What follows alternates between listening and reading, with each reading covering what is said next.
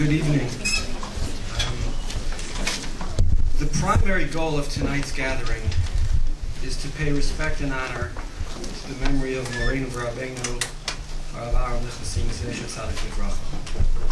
and that's as it should be. But it's an iffy proposition. We have articulate, thoughtful speakers who are all close to Moreinu Zatzal and who will be able to share insights and feelings. But can we really add to the kavod of somebody like Rav Doniel Lichtenstein? So I'll admit to a secondary goal, and that is to bring some comfort to us, the mourners. Since Monday morning, I found it hard to be alone, and I've noticed it in others. Around Yeshiva, in Alon Shvut, in Shul and Efrat, you see people gathered together, telling stories, sharing Torah from Rav Aharon, because it makes us feel better. We are individuals in pain, we're a yeshiva in pain, we're a community in pain. And sharing that in a group is cathartic and comforting. And that too is part of tonight. I knew that this Shabbos would be a difficult one, particularly Kriyat HaTorah. I'd been to the Shiva house on Thursday morning, and when Dov Karoll read Bezot Yavo Aharon El HaKodesh, people cried. Okay, I didn't remember exactly how often the word Aharon comes up in the parsha, and on Shabbos it was striking. V'lakach Aharon, v'hikriv Aharon, v'samach Aharon, over and over again. It was hard, but I was more or less prepared. What surprised me was how hard Kedoshim was. Said another way, I felt Rav Aharon's presence more in Kedoshim than in Achremos. It seemed like every pasuk was talking about him. Ishimo va'aviv tirahu. Who had more Mora'av than Rav Aharon? Lifnei iver lo titein michshol. Who gave better advice? Who did people go to? Lo telech rachil b'amecha. Rav Aharon ever think of?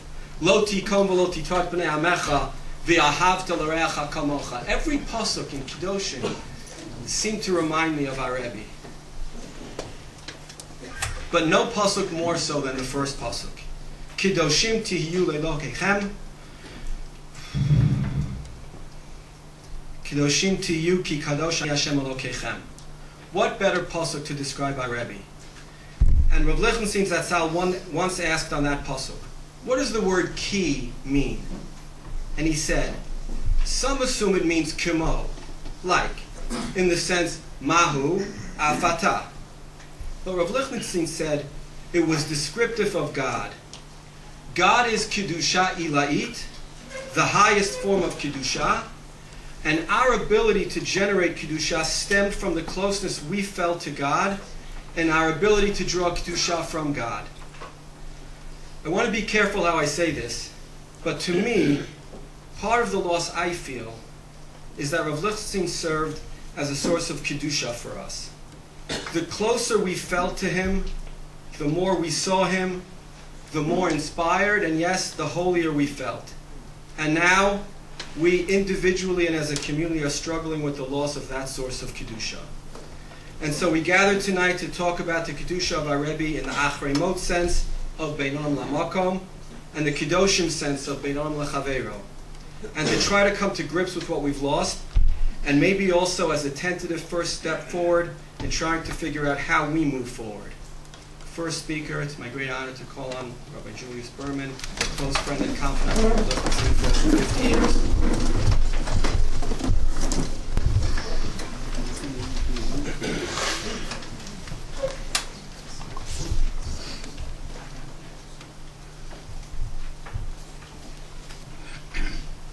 When HaRav B'Tzalel Zolti, Zatzal, the Rav Roshi of Yerushalayim, was masbid his chaver from Yeshiva Hebron, HaRav Elimelech Bar Shaul, the Rav Roshi of Rehovot.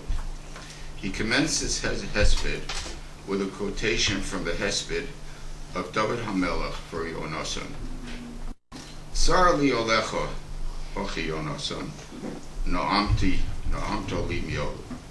I am distressed over you, my brother Yonason. You were so pleasant to me. Rav Zolti focused upon the choice by David HaMelech of the word ach, brother, in referring to Yonoson. He could understand Chaver, Reya, Yedid Nefesh. That all made sense. But Ach, brother, no matter how close a friendship the two may have had, he simply was not a brother. Rav Jolchi answered his own question. The key to the Ach relationship was not just the fact that they come from the same parent, but it's much more. As Rav Jolchi put it, Ach ein lo tmuva.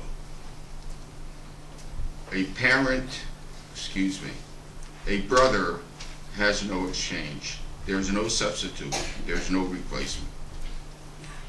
When one loses a brother, he simply loses a brother, and that's it. It's over. There is no way to transfer the relationship to another. Ach ein lo tmuva. That, added Rav Jolchi, reflected his feeling of loss upon the passing of his chaver from Hebron, Elimelech bar Shaul. So that's all. It is in that sense that I stand before you this evening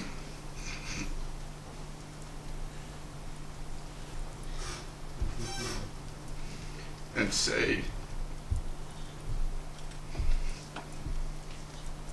with our Baron's Tirva, as Dov Melech said about Yonasan, Sar li olecha, vachi Aharon, na'amti li me'od. How do you describe in a few words Rav Aaron Lichtenstein? Brilliance as a Torah scholar, a pedagogue beyond compare, extraordinary piety, courage and selflessness, clarity of vision and purpose. His level of intellectual honesty was matched only by his quest for emes, a man of true humility and integrity. The former chief rabbi of Britain, Lord Jonathan Sacks, described Rav Aaron as a man of great intellect, equally at home in the literature of the sages and of the world, and a master talmidist, a profound exponent of Jewish thought, a deep and subtle thinker who loved English literature, of all things, and his spiritual horizons were vast. But candidly, I leave to others. I'm not here to talk about any of that this evening. As I say, I leave to others more literate and erudite than I to dwell on these attributes of this unique, very unique and multifaceted personality. It is on the next sentence by the chief rabbi that I want to focus for a moment. He goes on, no less impressive was his stature as a human being, caring and sensitive in all his relationships, one who honored his fellows even when he disagreed with them, a living role model of Jewish ethics at its best. It was 1958, a mere 57 years ago, and we were in the shir of the Rabbin Shel Yisrael, Moreinu Avenu Rabbi Yosef Dov Halevi Soloveitchik, Zechreinu Tzaddik B'Kodesh Tzavach. We were learning Masechta Shabbos. An event took place that would make its mark on the history of the Yeshiva and the Torah world. It started with a rumor. Someone mentioned in the Beis Medrash that he had heard that the Babe Lichtenstein was returning to Yeshiva from Harvard, having received his PhD there. Who was Babe Lichtenstein? The old-timers told us he was a young Eli from Chaim Berlin, but now a full-fledged Goen in the truest sense of the word. Indeed, he was already a legend. Moreover, what is equally relevant to me at least, he was a Goen in Midas. Looking back as the years went by, if we can only learn to emulate his conduct as he interacts with people, whether his late parents, Zatzal, whether 4 or 5 generations of his own family, or with Rosh Yeshiva, his in-laws, his friends, with any and every human being that has an occasion to meet him, we would all be richer for it. I must take a moment to speak about his relationship with his parents. And I know that many of you have witnessed it and actually been there yourself when Rav Aharon took care of his blind, almost deaf father, especially during the Yom Novayim, and how he sacrificed his own tefillah to allow his father to be Mekayim, his father's need for tefillah, whether or not halachically his father was required to do so under his conditions. What few know, however, is that Mesiras Nefesh by Rav Aharon to his parents well preceded his father's sickness. Rav Aharon and his wife Tova came on Aliyah before his parents, and they had to be there, stay in America for a while for certain reasons. I became very, very close to his parents, almost as a surrogate, because they didn't have their son there anymore. And so I had quite a few occasions to relate to his parents. Now these are parents that are relatively middle-aged, upper middle-aged, but vibrant. Some of them, one of them, I think Mrs. Lichtenstein was about to retire.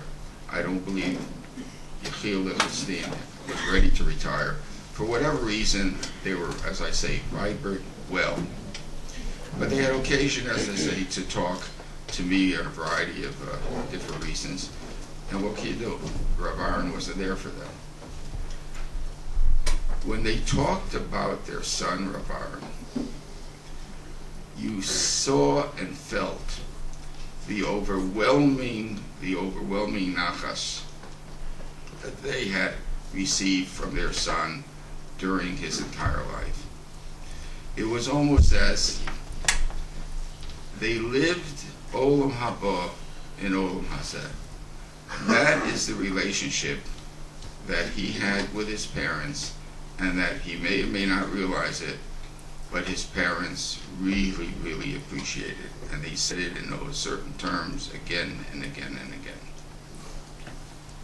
Only this past Wednesday, a delegation of Arab workers at the Yeshiva came to the Shiva house to pay their respects, to express in their way their sense of loss of a man who always treated them with respect as fellow human beings.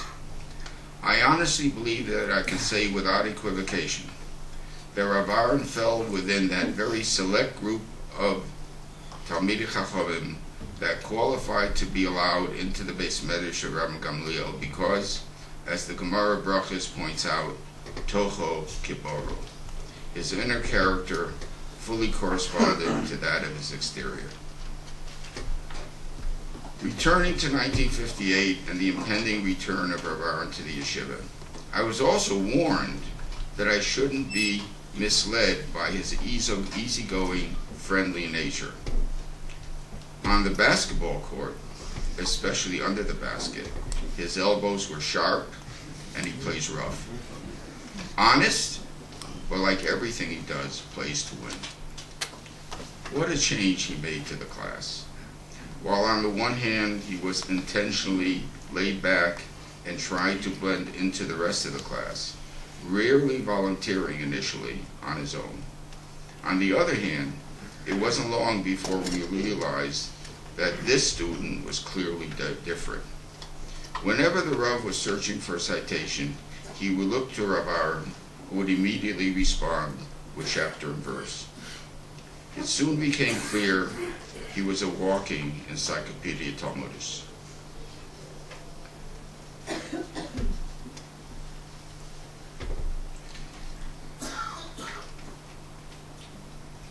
Many, especially this past week, have referred to Rav Aharon's humility and integrity.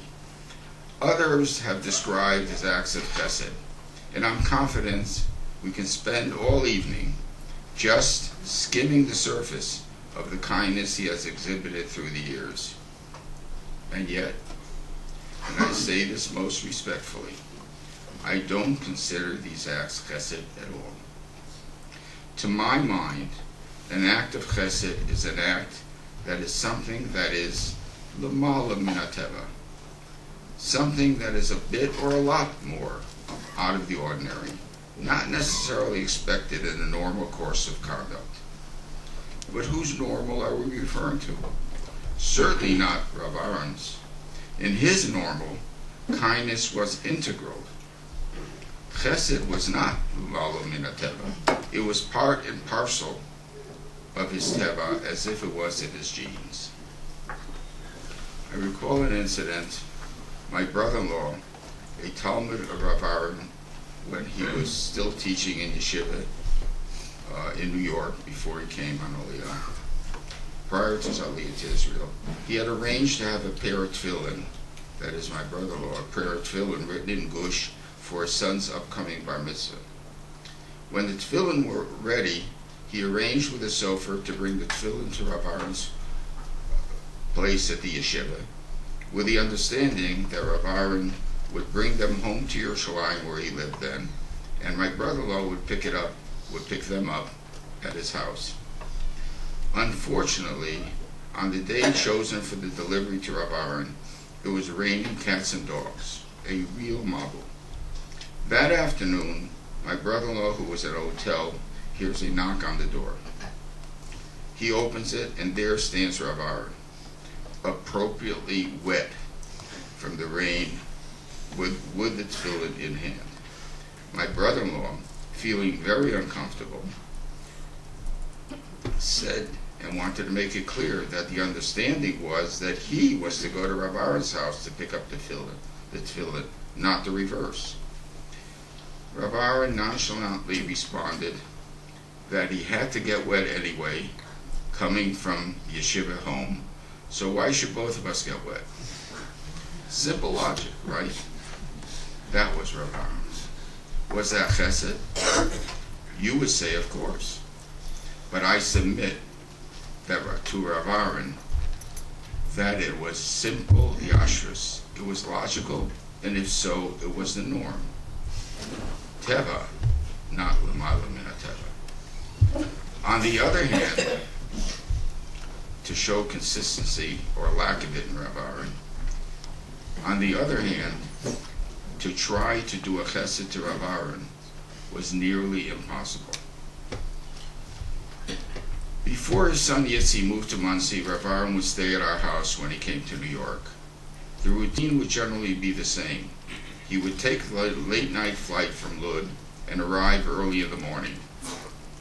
Upon arrival, he would pick up his large suitcase from the baggage claim, and together with his carry-on containing talis and tefillin and some sforim he needed during the trip on the plane, he would take a taxi directly to the shul I davened at that time in Forest Hills, Queens.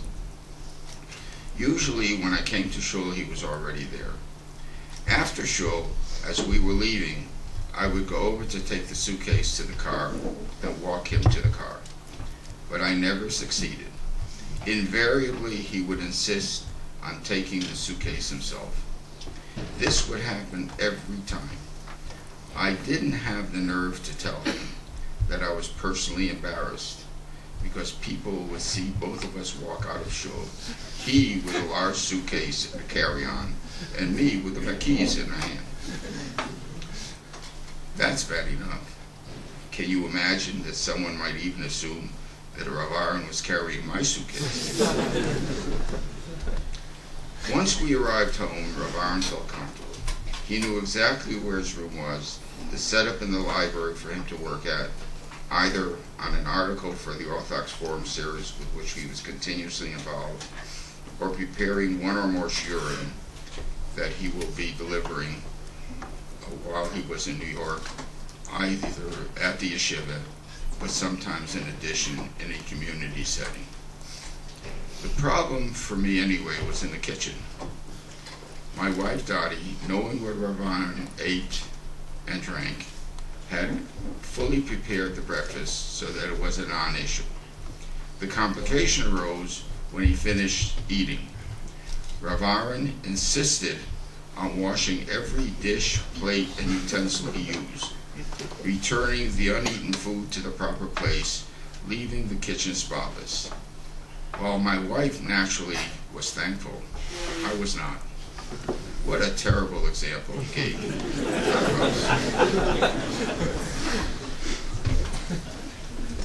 As I relate this thought, I'm reminded of an incident here in our own shul.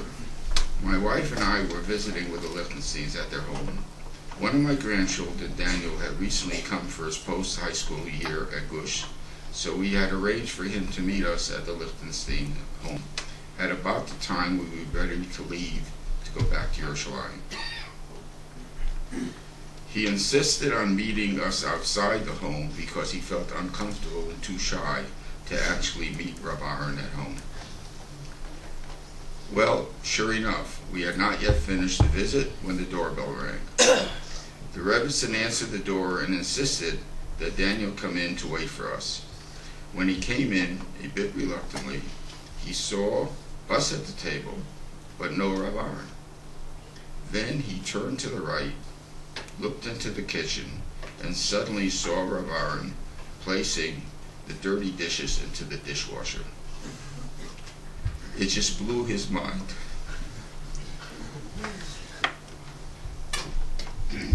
All the way to Yerushalayim, he kept ruminating about seeing a gadol such as Rav Aharon involved in such a mundane activity. Of course, from my standpoint, as Chatoimi Maskayom, I wasn't that elated to have my wife observe the incident. Such a life. Since I referred to my grandson Daniel at Gush, I should disclose my personal pride in our family. In our family, there were 2 generations of Gushis in my direct family, and many, many others in the extended family, some of them sitting here today. First, my son Eli, who spent 2 years post-high school, then a 3rd year after he finished college, and before he went on to Columbia Law School and Smicha at Reitz.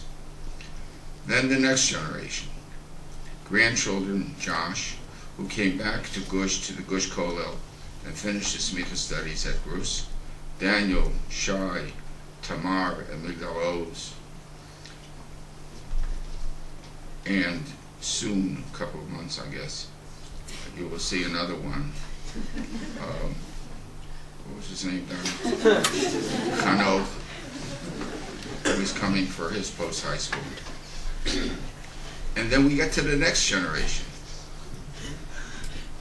My oldest great-grandchild, Kobe, is already living on campus with his parents, Josh and Lonnie, waiting anxiously until the yeshiva drops the age requirements for attendance. You see, he just turned 3. He's a quick learner. Back to our house. After breakfast, I went off to work at the law firm, and sometimes Dottie had to leave for a short while to shop or honor an appointment. That left Rav Aharon all alone, working on his lectures or shiur. But now he had another task, answering the phone. Imagine the scene, if you will. The phone rings. Rav Aharon answers. Sometimes it's for Rav Aharon, and that's fine. But if it's not, the caller is perplexed. He knows the number he called, but he doesn't recognize the voice. So he asks, Julie? And Rav Aharon answers, he's not home. The obvious question follows. Who is this? Answer, Aharon Lichtenstein. Dead silence. The caller is simply nonplussed. It takes a while until finally Rav Aharon says, can I take a message? When my wife comes home, our temporary telephone operator dutifully reports to her all the messages. So tell me, folks, How many of you can afford such a high-priced telephone operator? I've learned from Rav Aharon that friendship may go well beyond the usual social relationship of people.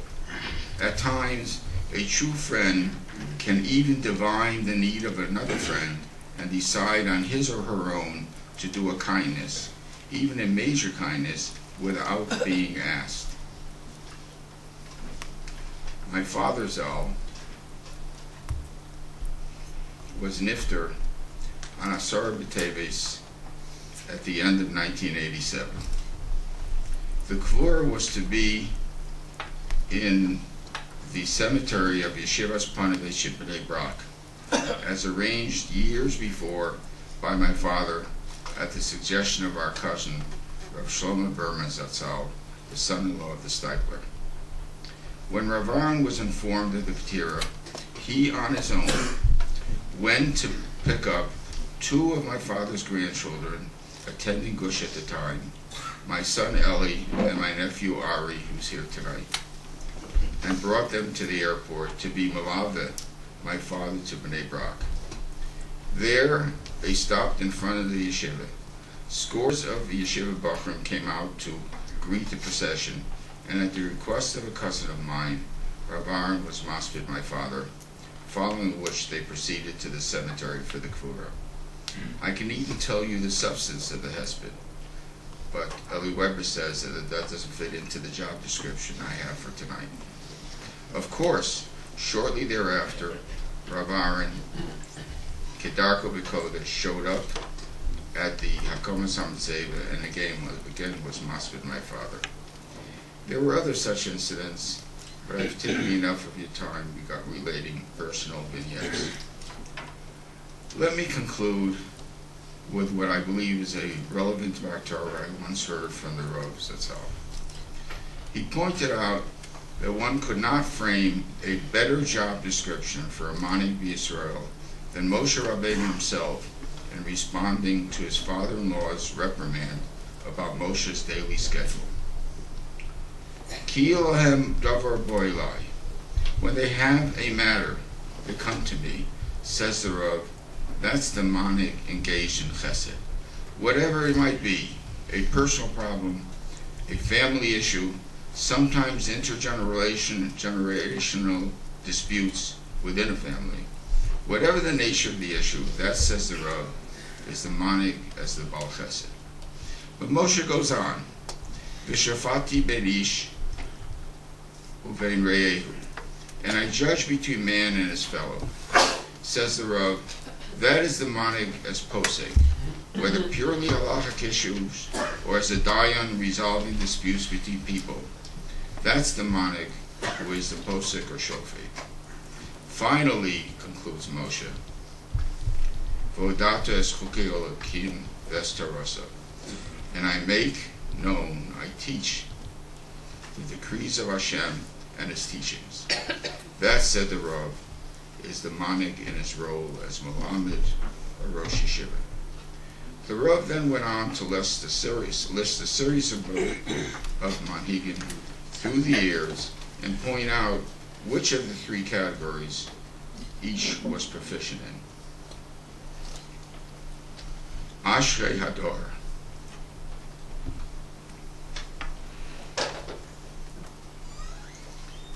Fortunate is the generation that has the ultimate schia to have as its manig, as its maradar, a man that in his composite personality combined all three of the attributes described and prescribed by Moshe Rabbeinu for manhigus, the Baal Chesed, the Posek, and the Rosh Yeshiva. Proficient in each, but always the warm, engaging, approachable, pleasant, cordial human being, suffused with humility and integrity. Chaval al da'avdin v'lo mishtakhin. I end as I started. Tzar li alecha, ochi, Aharon, na'amta b'mio. I have one slight admission. Admired Rabbi, Moreinu Kaparis Mishkavo shared with me. At one time he wasn't Rabbi Aharon. Told me once as a child, his parents forced him to go to sleep. He sort of admitted to me with his bashful smile, he stole a flashlight and studied Mishnayos under the covers.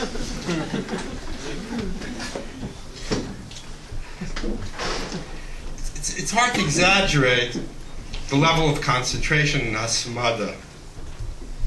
I was fortunate enough when I came to YU to learn with another talmid of the Rav, Chaim Ilson, and he insisted that we learn Kalim. Not a terribly popular Masachet, but we delved in it. We tried our best. I tried my best. His best was quite a bit better. Well, I always irked me whether we were like totally on the wrong path. We tried to discuss the issues with different Rabbanim of all stripes. At best, we got blank stares of bewilderment. Rebbe was in for his annual visit. I asked him about this Tosefta in Kalim. Without blinking an eye, he said, "You know, Danny, I thought of that exact point myself when I saw that Tosefta, and we went on to discuss it as if he had learned it yesterday." I remember one time, before every Zman, he would give a sikum put out all the literature on each Masachet, what the Masachet was about. It was one of the Masachet of Nezikin. He started talking about the Shach and how much was in the Shach. For some reason, there was really no reason to do it, and I'm sure it wasn't prepared, it was totally spontaneous. He started enumerating what was in each siman of the Shach. After 5 or 6 siman, we realized that it was totally out of place, and he stopped. No one else had picked up on what was happening. I was absolutely floored. Concentration was just incredible. One time he quoted a Shach, and I remember someone raised it in the Rav Shir, and I quoted the Shach, and someone challenged me exactly where it was. It was at the 4 lines at the end of a 4-page Shach. I never ever saw anyone quote it before or after. I don't think anyone, frankly, stayed awake for the 4 pages of the Shach. But he did, and he picked up the jewel at the very end. Many have mentioned his great anava, but here I would like to point out something else. I wrote at length, and this is not the time or the venue, to analyze the contributions he made and the difference between his Derech HaLimud, his method of analysis of the Talmud, and that of our great Rebbe, Rav Soloveitchik Zatzal. But that was, I thought about recently, just the notion. How could he dare? How could he dare to branch out? People talk about all the literature that he commanded, but this was atypical literature. This is literature that the Rav actually didn't touch. I did searches. No, most of the books that he regularly quoted, the Rav Yaz, Sefer Trumos, the Ravan. I don't think the Rav ever mentioned it in Shir. The Rav never learned it. Perhaps someone could view it as gall. How could he? And obviously it wasn't impudence. No one had greater respect and awe of the Rav than Rebbe Aharon Kaparas Mishkavo. What caused him to do that? Why, with the Anava, and people mentioned on different occasions, he had the strength of the conviction to take extremely unpopular stances. I was here when there was a great debate over a downing of a Libyan aircraft. At that time, perhaps a more naive time for Israel, all acts of the army were seen as above reproach, particularly in our community. He lashed out in quite a severe criticism of it. People frankly were aghast in the yeshiva.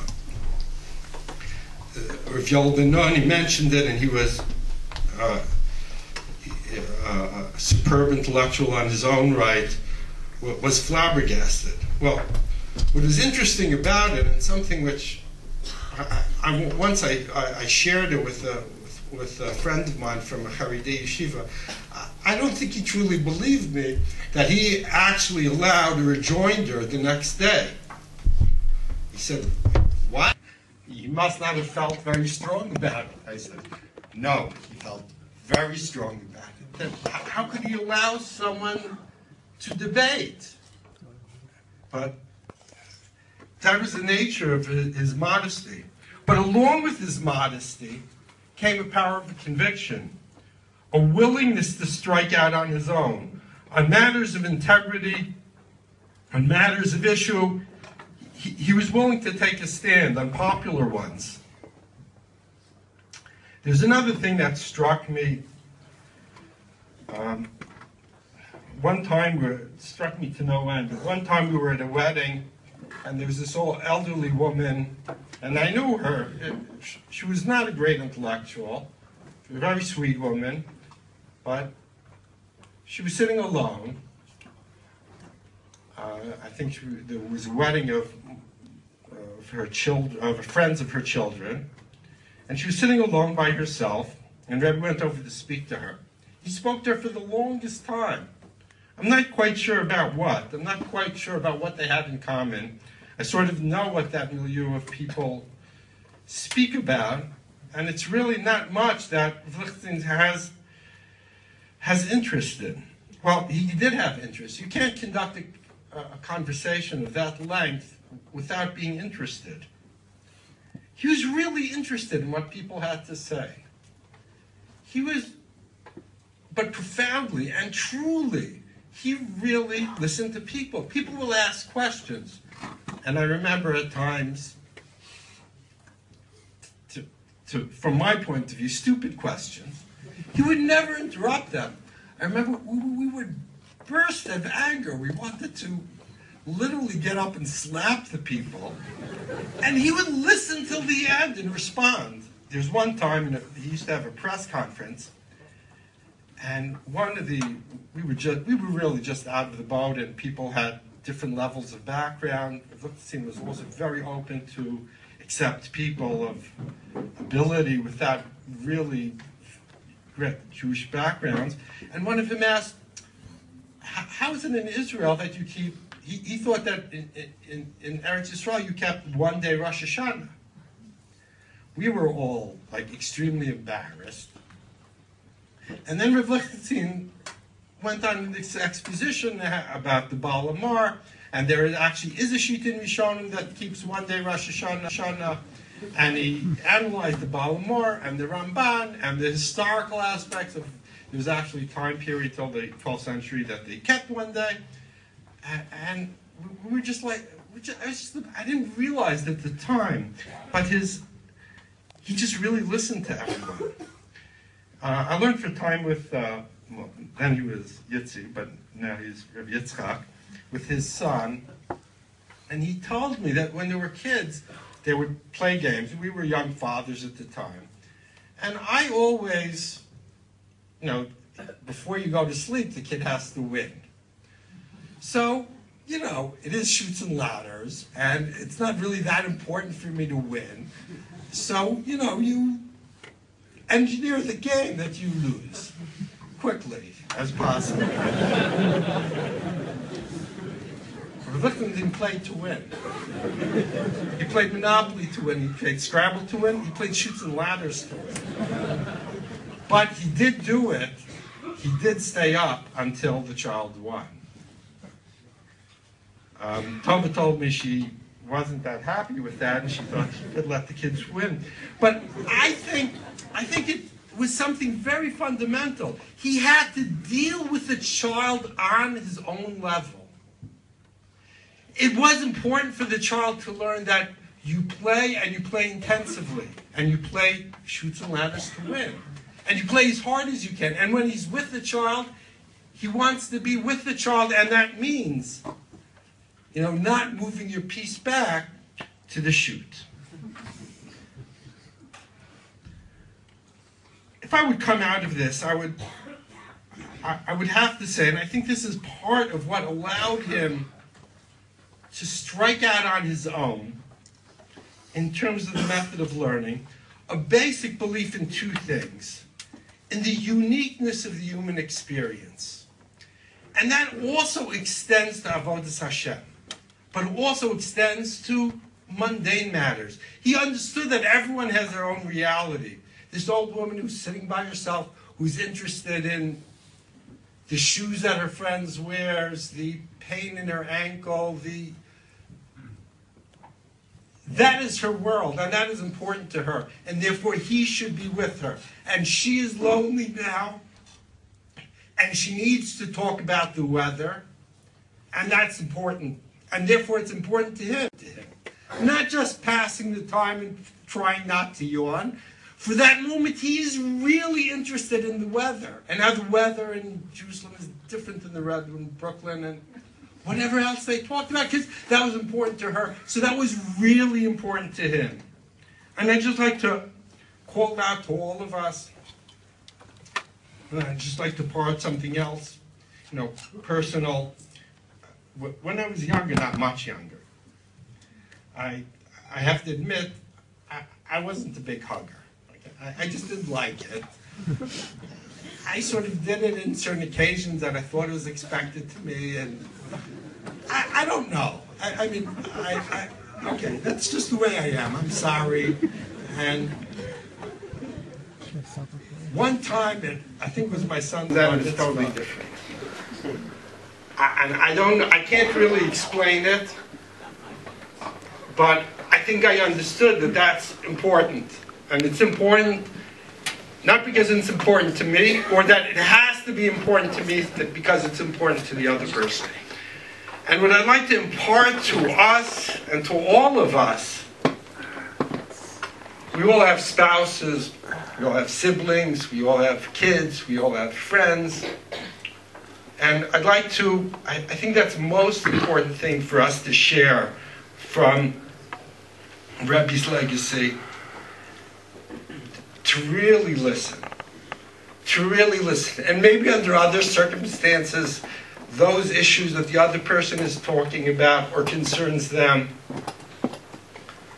is not of the greatest importance. And we would rather debate philosophy and the Rambam or Nevuchim and the Ktsos or Reb Chaim, or whatever we're really interested in, but to be with our fellow individuals, to be there for them on what they need.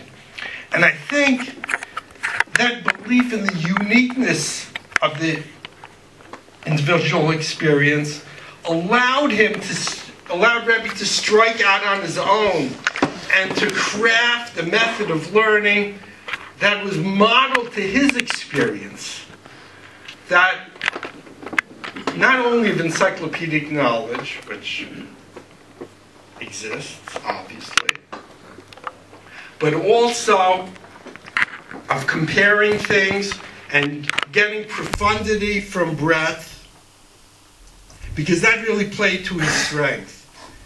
I explained in the article in more detailed ways how that played into his intellectual strength and his emotional makeup. But that uniqueness of human experience in Avodas Hashem and the realization of that Tselem Elokim does not mean that we all are all carbon copies, would lead to very individualized advice to people. I remember one time at a meeting, one Rosh Yeshiva of a different yeshiva got up and he said, when he started yeshivotas there, he thought that his would be the only yeshiva, And if there would be other yeshivot, there would basically be yeshivot bat. There would be sort of carbon copies trying to copy the quote-unquote mother yeshiva. I remember Rebbe was absolutely flabbergasted at the notion. How could you just stuff everyone into just the box? Every person is unique. Every person is special. Everyone has their own needs and wants. And that should be considered. And that is also part of what makes us religious beings. Remember, every Purim he would talk about, it was easy for one to be mevatel yourself as a chefza. It is easy for one to be totally sort of wipe out one's personality and try to copy an individual. It's a much greater hakrava to be makriv oneself as a gavra, to take one's own individuality, one's own strengths, and to craft them into unique avodas Hashem, and to be in the Eved Hashem, but not as a passive being, not as, in the Brisker terminology, a chefza, but that as a gavra. So I call on all of us to learn from Rabbi's example. It's hard to emulate. It's hard to match. It's a demand of us all. But it's one that we all can do, and we can. And the effort in doing it, even if it's not totally realized, is fully worth it. Thank you. This room has a lot of memories in it. In that seat over there, I decided to make Aliyah. A few months ago, Rav Aharon was sitting right there. The last time I spoke here, I was kind of hoping he wouldn't be in here tonight. Rishus HaRabbanim, Mori Chabrusi, Rav Mordechai Friedman, Rav Danny, Rav Taragin, Rav Berman, and all tonight we came to get a glimpse of Moreinu VeRabbeinu Rav Lichtenstein Zecher Tzadik Livracha. Before I move to more formal Hespedim, I just want to ask a favor of the assembled Rabbanim, the true talmidim of Rebbe. And I want to ask that you seize this moment. The Yerushalmi in Moed Katan at the end of Perek Gimel Halacha Hey says, Rabbi Ba, Ifshar l'Shiva b'lo regel, but Ifshar l'Shiva b'lo Shabbos. The Yerushalmi explaining why Shabbos doesn't interrupt Shiva brings Rabbi Ba, who says that Shabbos inevitably falls during Shiva, so it could not possibly stop it. I heard this Yerushalmi first when I learned Ksubas with Aharon in 1990. It was part of a masterful three-part shir on the levels of Simcha and Avelus and how they interact and contradict each other. I needed it yesterday to simply help me understand why I could not stop, and it was acceptable to continue thinking and talking about Rav Aharon, his ethics, his Torah, all of Shabbos. So during Shabbos, I picked up a copy of an essay written by Dr. Chaim Soloveitchik, Rebbe's brother-in-law. The topic of the essay, as many of his, was about Rabbeinu Tam and his groundbreaking Torah work and the dialectic method as applied to all of Shas. As I thought about it, I think it's not far-fetched to say that Rav Aharon's masterful architecting of the conceptual framework of Shas and Rishonim into comprehensive structures of sugyas across Shas was equally as groundbreaking as Rabbeinu Tam and equally as masterful. No disrespect to Rabbeinu Tam, obviously.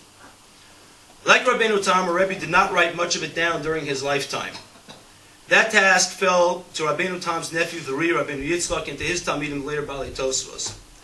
They compiled and composed Rabbeinu Tam's groundbreaking work, and then it took a century for this intellectual revolutions, even Newtonian physics took a century. This revolution in Torah to form the new baseline for learning. As a talmid of Rav Lichtenstein, but one who was insufficiently learned to be a compiler and composer of Rebbe's approach, I really want to ask of you, beg of you, to please be the Beis Medrash like the Beis Medrash of the Ri, and take Rebbe's Torah and make it accessible to the next generation of Talmidim and Lamdanim. Some work has started, particularly by Rav Danny Wolf and others, but there is so much more to do. Rav Aharon's approach transformed the Olam of Limud HaTorah. It encompassed and architected all 6 Masechtas in Shas comprehensively and Tanakh. It is a brand new architecture of Torah. A new approach. It's a revolution on the level of Rabbeinu Tam, and it will only be appreciated 1 century hence. This work falls on you to publish it and make it accessible, and we all ask of you to undertake it for the sake of our children and grandchildren who want to taste of Aharon's brilliance. The Mechaber in Siman Shin Mem Daled, in describing how one gives a hesped, and I heard this has been talked about a bunch this week, says, "Umitzvaso mitzvah gedol aspid al ames karoi, umitzvaso sheyorim kol lomar alav darim shabrim mesalev kedei al harbos bechir lahaskir shivcho. Va'asr lahavlik b'shivcho yoser midai el maskir midos tovos shebo mosifin b'hem tzas rak shelo yachflik. V'chocham v'chosid maskir lehem chochmosam v'chasidusam. V'chol amaskir al mishelo hayabo klal shemosiv laki yoser midai masha hayabo gorem ra la'atzmo v'lames." It's a big mitzvah to give a hesped about someone who's passed away. I'll skip a bit and paraphrase. It's permitted to mention slightly more than what in reality were his good midos, but don't exaggerate too much. One mentions the wisdom, knowledge, and righteousness of the chacham and the chassid. However, someone who mentions a midah that the person did not have, or exaggerate too much, causes ill to himself and to the deceased. The Taz right there brings a Yerushalmi that says the deceased hears what you say as if it's in a dream. I am certain that Rebbe would not countenance any exaggeration, even in the slightest, because he was completely nishemes. I don't believe that Rebbe would paskin like this halacha in the Shulchan Aruch, and in particular not about himself, and therefore I ask mechila from those here from Rebbe who may be hearing as if in a dream. I ask mechila if I accidentally exaggerate a bit or get some details wrong. It's due to my bad memory and lackadaisical nature. Simply, I'm a mediocre talmid who was fortunate enough to get to spend many hours with Rav Aharon. So I also asked Mechila if some of the stories I mentioned were not meant to be mentioned out loud. It's hard to know in retrospect what should have remained entirely confidential. And on that I asked Mechila as well. There are many greater talmidim of Rav Aharon than myself. My father, Avi Mori, this year was in Rav Aharon's shir 50 years ago like Rav Big. So I have nothing terribly to add on his Torah greatness. His midos have been acclaimed, as has the totality of his personality. It's frankly beyond my grasp. The tzedakah and chinuch instances that I witnessed numerous times have also been covered by many. The only thing I thought I could come up with was to tell some stories that maybe give a glimpse into how Rav Aharon thought about matters that mattered to Balabatim, like me, and I assume like most of his talmidim.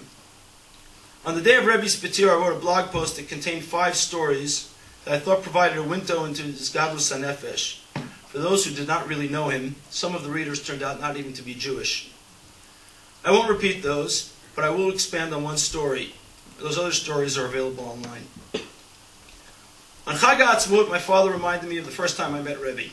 I was a teenager, and I went to buy Arba Minim in Meir Sharm. Then the story came back to me. I came to visit for Eretz Yisrael, and there at the stands was Rav Aharon picking out Hadassim, like this. My father then remarked how quickly Rav Aharon picked up the Hadass and decided it was okay, never touching the leaves.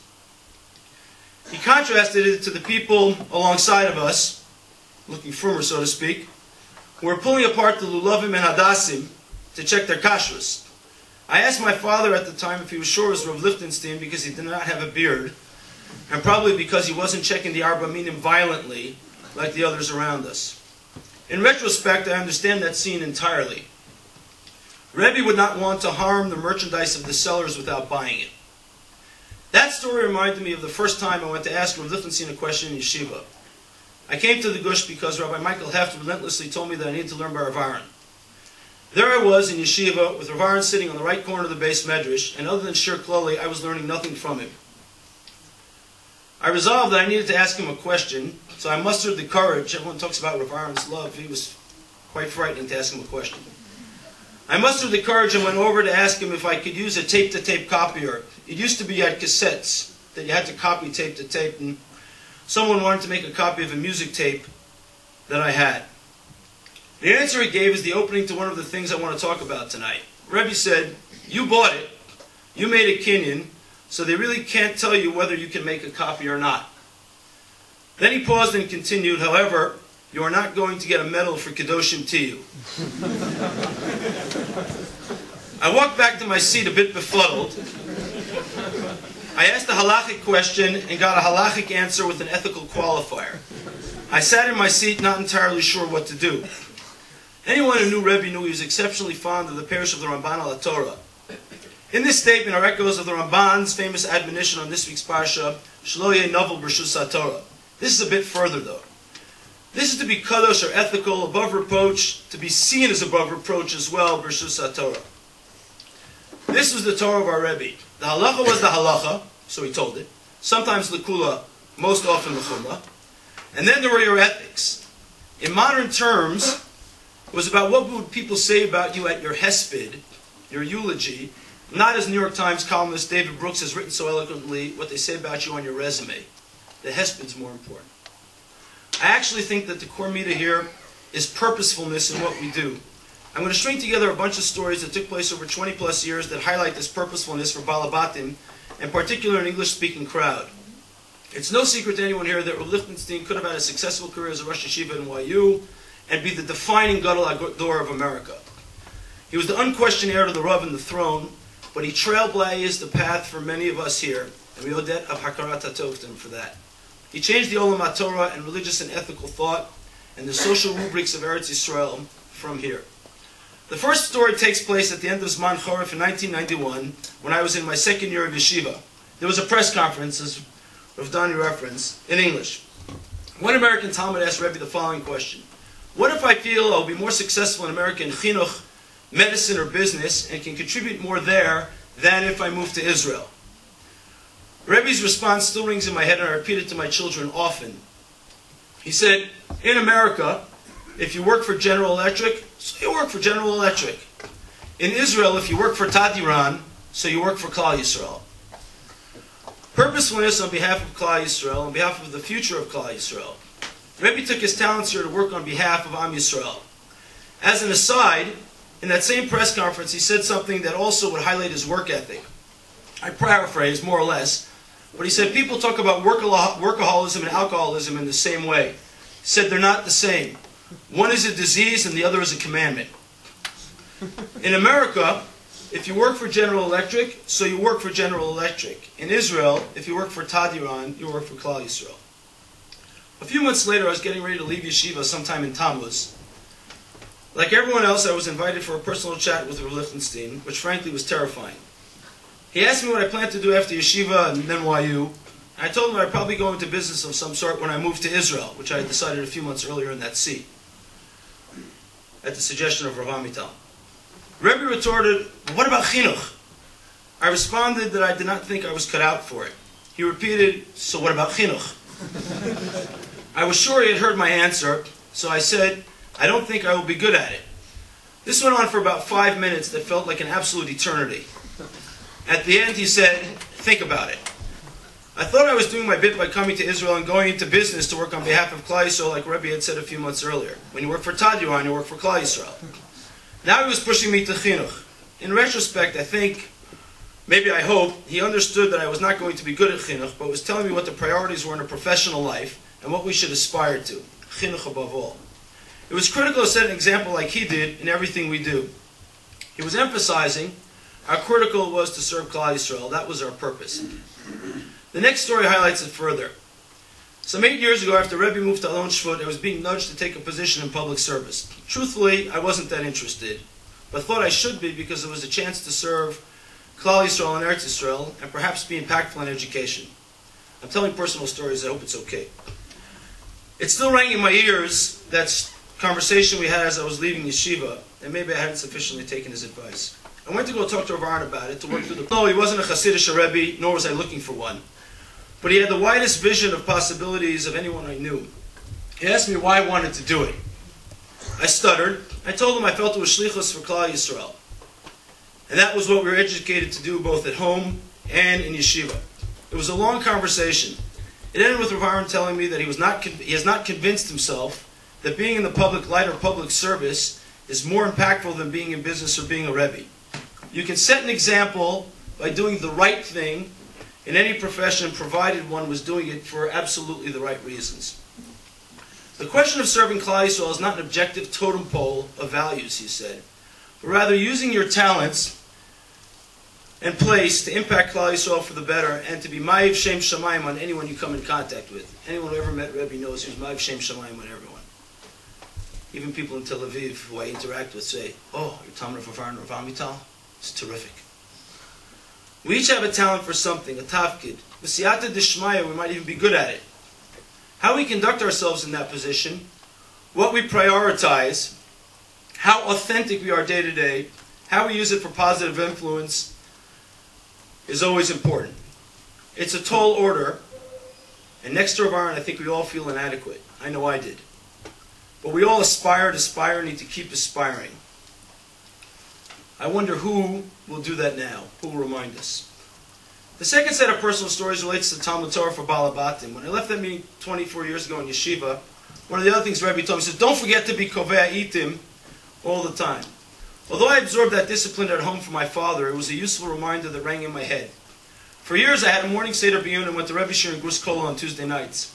As my schedule became busier, it was getting much harder to do that. This happened right around the time that the new Daf Yomi cycle was starting. Embarrassed that my Iyun time was dwindling, I went to ask Rebbe if he thought Daf Yomi was a good idea.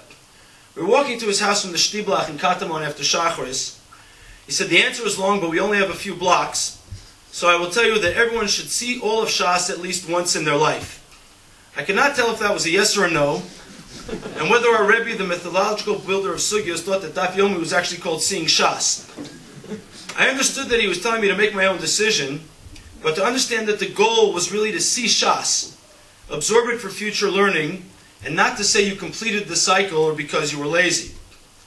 I was at Rebbe's house one Purim. For those who were lucky to be in Yeshiva and remember Rebbe's Purim shir here, you know he had a wry sense of humor, used to its fullest to deliver Musar on Purim.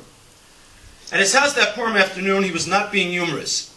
I really want you to hear this story, it's unbelievable. At one point in front of about 25 people, some talmidim, some balabatim, he said, I'm jealous of the learning of balabatim. There was stunned silence in the room. He continued, when I learn Torah, it is for my profession. When a balabas learns Torah, it's the Shema. I thought I needed to get my ears cleaned. Rav Aharon was questioning his own motivations of Torah learning and putting them below that of a balabas. I discussed it with him afterwards on a different occasion, asking if he meant what I had heard. He told me that one always must question his motivations whenever he does. And now I paraphrase. A successful businessman must ask if he's in it for the money, a professional athlete must ask if he's in it for the fame, and a mechanech must ask if he's really learning Lishma. It tied together with another story he told that Purim day. It was at the time that Michael Jordan hung up his basketball sneakers and decided to play professional baseball, but started way down in the minor leagues. Rav Lichtenstein said that day, it was Purim, that he was envious of Michael Jordan, who started at the bottom of baseball to work his way back to the top of another challenge. He would go through the process from beginning to end and challenge himself. This was Rav Aharon. He always checked the purity of his own motives and without asking, made sure that we were all self-honest as well. I hesitate to tell this story. I hope I'm not betraying confidences, but I was once sent by Rav Amital to discuss a sensitive yeshiva matter with Rav Aharon. I definitely asked Rav Lichtenstein the question, and he lowered his head in thought. After a very long, pregnant pause, he told me that he thought about his motivations on the topic and believes they're okay, pure, and his analysis is correct. I went back to Rav Amital, and he said the following. If Rav Aharon said that his motivations are so, you can take it as a fact. Zeuvda. Who will ask us what our motivations really are? What is the purpose and purposefulness in everything we do? Who will we look at as an example and be able to say to ourselves that what we did was pure in intent? In my blog post, I told a story that I witnessed happen many times in Rav Lichtenstein's house. I tell a story tonight because something happened last night, out of the blue. Collectors would come to the door and ask Rebbe for tzedakah. As Rebbe's son Shai told me at the Shiva, there was a period of over 2 to 3 years where Rebbe could not learn at night because the doorbell kept ringing. Shai also said that one cannot even tell the stories of his father's tzedakah because nobody will believe them. Despite that, I'm going to try because I witnessed them. Often when I walk Rebbe home from the Shtiblach in Katamon, I watched how collectors would trail him home to ask for money and then abusively ask for more. Rebbe never got angry or agitated. A few years ago in Alon Shvut, I was sitting with Rebbe and the doorbell rang. He asked me to get the door, which in itself was a chiddush. At the door was a young man asking for tzedakah and holding a letter from some Rav. I told Rebbe and he got up to come to the door. It was a chassan who needed money for his wedding and then his income thereafter. Rebbe asked the young man what he was doing with himself. He said, I'm an Avrech Kollel. Proudly he said it. Rebbe calmly suggested maybe he wanted to learn a profession so he could earn a living. It was lost on the young man who somewhat impatiently asked for tzedakah. You know, Rav Aharon said, in today's world without a profession and education you cannot support your wife and family. You do plan to have a family. Of course, said the young man, it's a mitzvah. Rav Rav Lichtenstein responded, so maybe you should go learn a profession, mikzoah, so you can support your family. The young man responded with some measure of chutzpah that the Gedolim and the Rabbanim say, you need to learn Torah all the time and Hashem will help with the parnasa. At that point, Rav Lichtenstein took out a bill from his pocket and gave it to the young man. Years earlier, I asked him why he gives to these people who he knows are taking advantage of him and to others that are doing no istadlus. I suggested perhaps he was encouraging their delinquency. Rebbe told me that he could not sleep at night with the possibility that someone else was going to sleep hungry or that perhaps he had misjudged them. When Rav Bix said at his Hespedim he wants to become himself to give tzedakah more happily, the only thing I could think about was that experience. How many times do collectors nag us in shul or knock at the door? What's my response? What do I feel at night when I go to sleep? Rebbe was nagged more than I have ever been, and more important things to do with his time than I did, yet how did I respond? So last night at 10:15, there's a knock on my door. I'd given this person tzedakah right before Pesach, and he was back. I thought about Rebbe. After asking him more what he was doing to earn a living, I told him that since this week was the Shiva for Rav Lichtenstein, I was going to give him again. How could I not? Listen to this story. The collector said to me, Aharon Lichtenstein? He said, I used to collect from him when he lived down the block, down there around the corner. He always gave me, and he was always so nice. Tears began to well in my eyes. He then said to me, I heard he died, and there were Hespedim on the radio, so I listened. I had no idea that he was a gadol in Torah. You know, he didn't look like one. And what Hespedim from his children? They're also learned, lamdanim. He continued, I wanted to go to the Kfura because he gave me tzedakah, but I didn't make it. He asked me if I knew Rav Aharon. I said, yes, I was a talmid, and he put out his hand. Who will serve as a role model of this patience and understanding? Who's not sleeping at night because people are hungry? I want to talk for a few minutes at chinuch at home. I hope I'm not taking too much time. Much was said at the Levaya about Rebbe's emunah pshuta. This was true. But Rav Aharon dealt with fundamental issues of emunah. There's a personal story. At age 11 or 12, one of my sons had serious questions in emunah. They would ask me before going to sleep. I asked his rishus to tell the story. For many nights I tried to duck the questions, hoping they would go away. They didn't. I then tried to provide simple answers, but the questions kept coming. At this point, after about a week, I decided I need to call to talk to Rav Aharon. I turned up in Alon Shvut as soon as he would see me. I told Rav Aharon my son's questions and that they were persistent and asked for his counsel. He asked me what I had responded. I told him I tried to duck him for a few nights, offered a simple answer, which I shared with him. His disappointed face made me shrink in my seat. He said, and I paraphrase, you know, those are very good questions. Rav Danny referenced this. Your son is asking. Obviously, you have thought about them before. I know that I have. Rebbe continued, there are questions that every thinking person with a sense of honesty probably asks. Ultimately, if you do not have those questions, it's hard to call you a mamin. I ultimately resolve those questions with my emunah, but it does not mean they're not good questions. You need to answer them with complexity and encourage them to ask the questions. When a child asks good questions, they deserve good answers, or at least a complex discussion of it with them, irrespective of their age. He then finished with something to the effect that everything was known, it would not be called emunah. This is not the end of the story. Every year Rebbe would ask me how my son was doing, whether he was asking questions or not. About 18 months ago, he asked me if he could meet with my son now that he's about 18. It's 6 years after I asked and had the first discussion. I have no idea how he remembered, but I wonder who's going to answer complex questions with complexity. I'll finish with one story that Rebbe might tell us Balabatim today. It's in line with what Rav Bix said at the Levaya. I was once actually often deeply troubled by the running of people to Uman for Rosh Hashanah and the general growing tendency to go to graves and daven there. I had friends who were going to Uman. They were deeply religious people and not people looking for cheap religious thrills. But it troubled me halachically, ashkafically, but educationally even more so. No Rabbanim had or were willing to come out and talk about it, and I was troubled. I went to Rebbe and asked him what he'd do, and the breaking point was someone who came to my door and asked me for money because he didn't have enough money to go to Uman for Rosh Hashanah. Rebbe did not opine on the general machlokes of Kivrei Tzadikim, but this is what he did say. He said, if I ask the average person where in Shas is the Ishtar of Dorish Al-Mason, he might say Sanhedrin, Avodah Zarah, Orios. Most people have no idea. Most people have no idea, he continued, that Dorish Al-Mason is allowed like Achilas Chelif. We then continued the discussion for 30 more minutes, the upshot of which is what I want to leave myself with. Chazal determined the time period of Avelis. The Rambam says that you don't put a nefesh on the kever of tzadikim ki divrayim heim zichronam.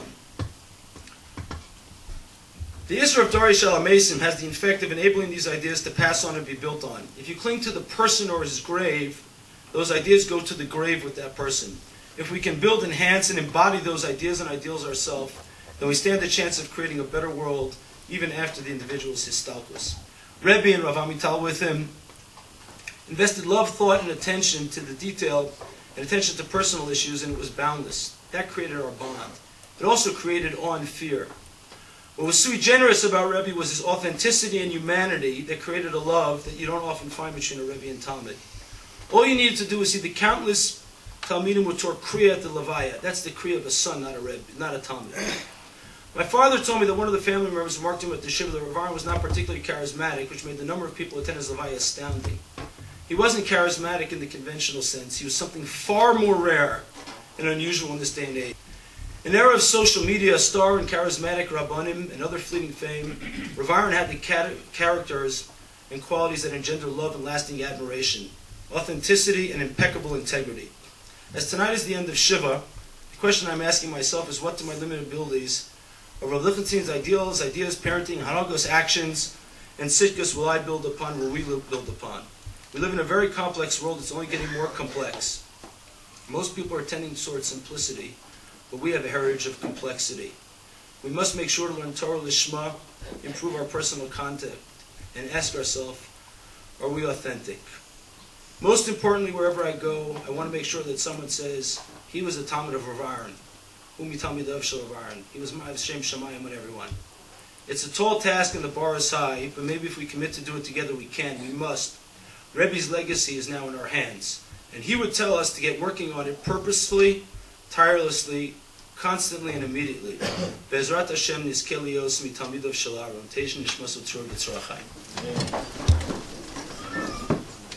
Some 28 years ago, Debbie and I lost an infant son, and we turned to Rebbe Zatzal to do the impossible task of speaking at the Levaya. And Rebbe opened up with a pasuk, Vayavo Avram Lispod L'Sarav Livkota, and explained the difference between Lispod, where you make an accounting of the individual, and Livkota, where you share your feelings and cry for the loss of the individual. I don't think myself up to a true hesped of Rebbe Zatzal. I want to share with you some of my feelings today, feelings that I feel most of Rebbe's talmidim share. Livkot. When we went to visit the Shiva home and sat down next to Rabbanit Lichtenstein, she immediately said to me, Mordechai, you really lost two fathers in 1 year. In that single empathetic sentence, she summed up exactly what perhaps I couldn't put my finger on. Rebbe Zatzal inspired us and guided us as a Rosh Yeshiva, but he cared for us like a father.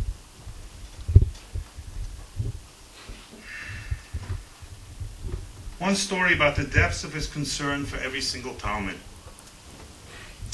There's no need to describe in detail Rebbe's heights of tefillah, of feelings during the Yomim Noraim, and surely there's no need to describe the heights that Rebbe reached during his tefillah during Yom Kippur. How much more so where Rebbe's heart and where Rebbe's mind was moments before Ne'ilah. My first year in Yeshiva, Ramital started Ashrei before Ne'ilah, and all of a sudden Rebbe Zatzal turned around and started to walk towards the aisle. And then he turned into a row of Talmidim, leaned over to one particular Talmud and said, don't worry, I didn't forget, I'll speak to your Rebbe after Yom Kippur. What was on Rebbe's mind? All I saw, a person standing in the area, was a Gadol B'Torah, like Avram Avinu turning to HaKadosh Baruch Hu, to the Shechina, turning away for someone who needed him at that moment. What did the Talmidim that were sitting in that area think? I didn't have to be that particular Shana Aleph boy that arrived in Yeshiva maybe 29 days earlier to know what he felt. He felt then, and surely he feels now, that here is a Gadol who cares about me. Here's a Gadol who at the height of his tefillah has every single one of the 300 talmidim in mind. Here's a giant in Talmud that's giving us security and confidence of a son. Vayar v'hinei hasneh bo'er be'esh v'hasneh einenu ukal v'yomer Moshe asur lana ve'areh et ha'mareh hagadol hazeh madua lo yivar hasneh. What happens next changes the course of human history, human destiny. But I wonder, at that very moment, according to the Pshat of the Psukim, what was going on in Moshe's mind? The Pasuk tells us his motivation was to see the sight, this phenomenon. He had no inkling of what exactly he was stepping into. That is the type of feeling that most students that come to Yeshiva Har Etzion have before coming to Yeshiva, and definitely before meeting Rav Aharon Lichtenstein Zatzal. I could only speak for myself, maybe. I know that I wasn't ready. I remember the very scariest day of my life, and I've seen many, many scary things. Sitting across the table from Rav Aharon Lichtenstein Zatzal during my bechina to get into Yeshiva Har Etzion. I remember, and I'm going to skip the whole interview, but I will tell you that at the end of the interview, I remember going to my father and saying to my father, "You have no idea what a gadol he was." That as soon as I said what page we were up to in the beginning of Kedushin, he immediately knew the entire daf. Today, I tell you all this story in complete embarrassment of not understanding, not even being on the Madrega to understand what Gadol the Torah was. Who was ready for Rebbe's level of Kavod HaAdam?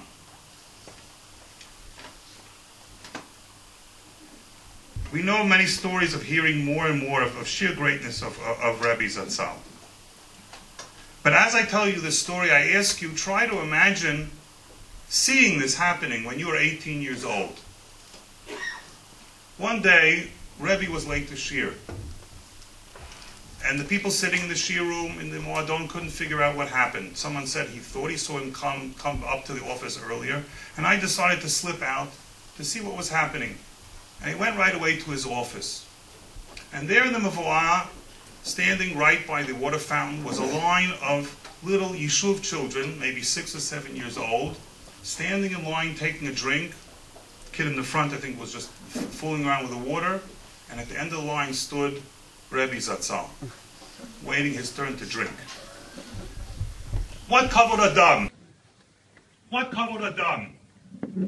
What empathy for young people? What's moral sensitivity? Who was ready to learn that from Rebbe? Who knew what was in store for him when he came to Yeshiva Har Etzion? What we saw inspired us to greatness. I came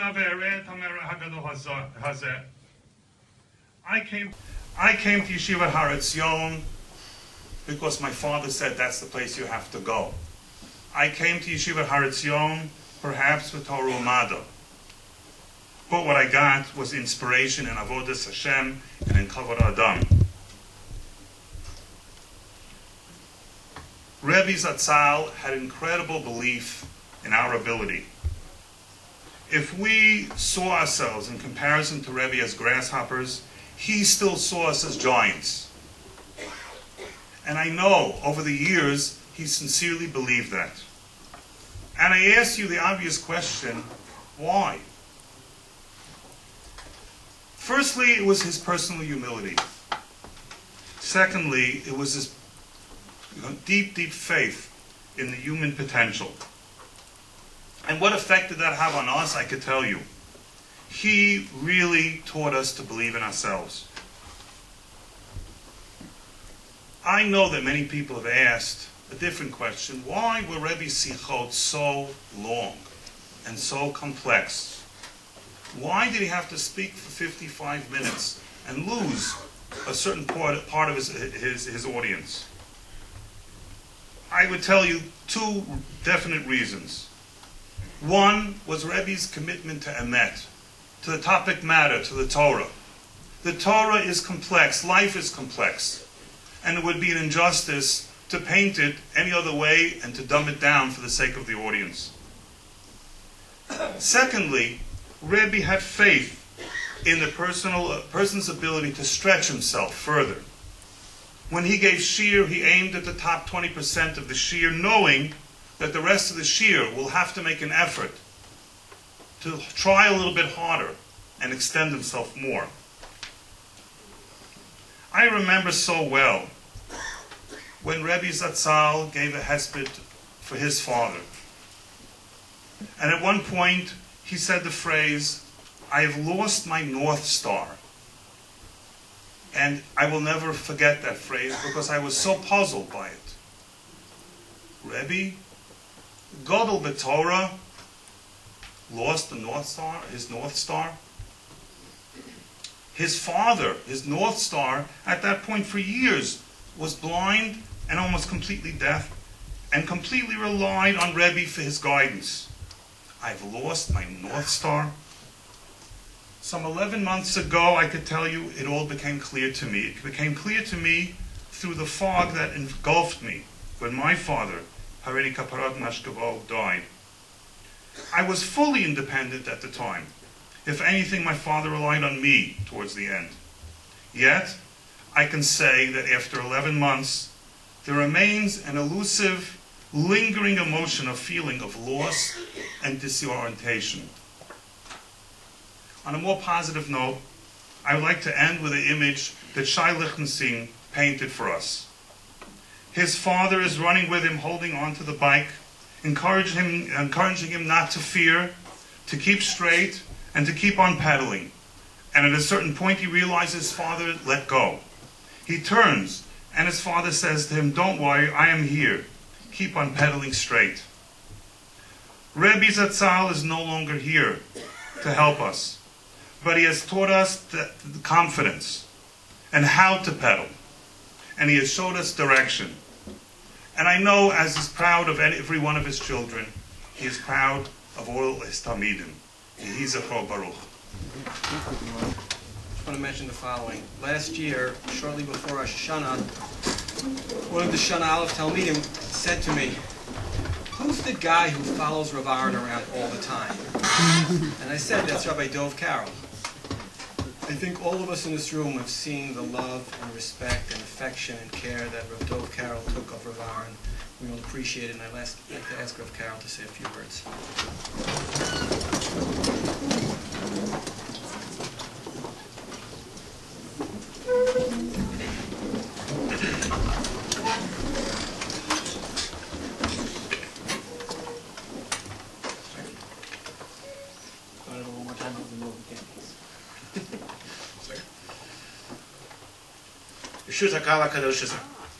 I cannot do justice to Rebbe's myriad amazing midot, so I will just list a few things that I cannot stand here and omit before I continue.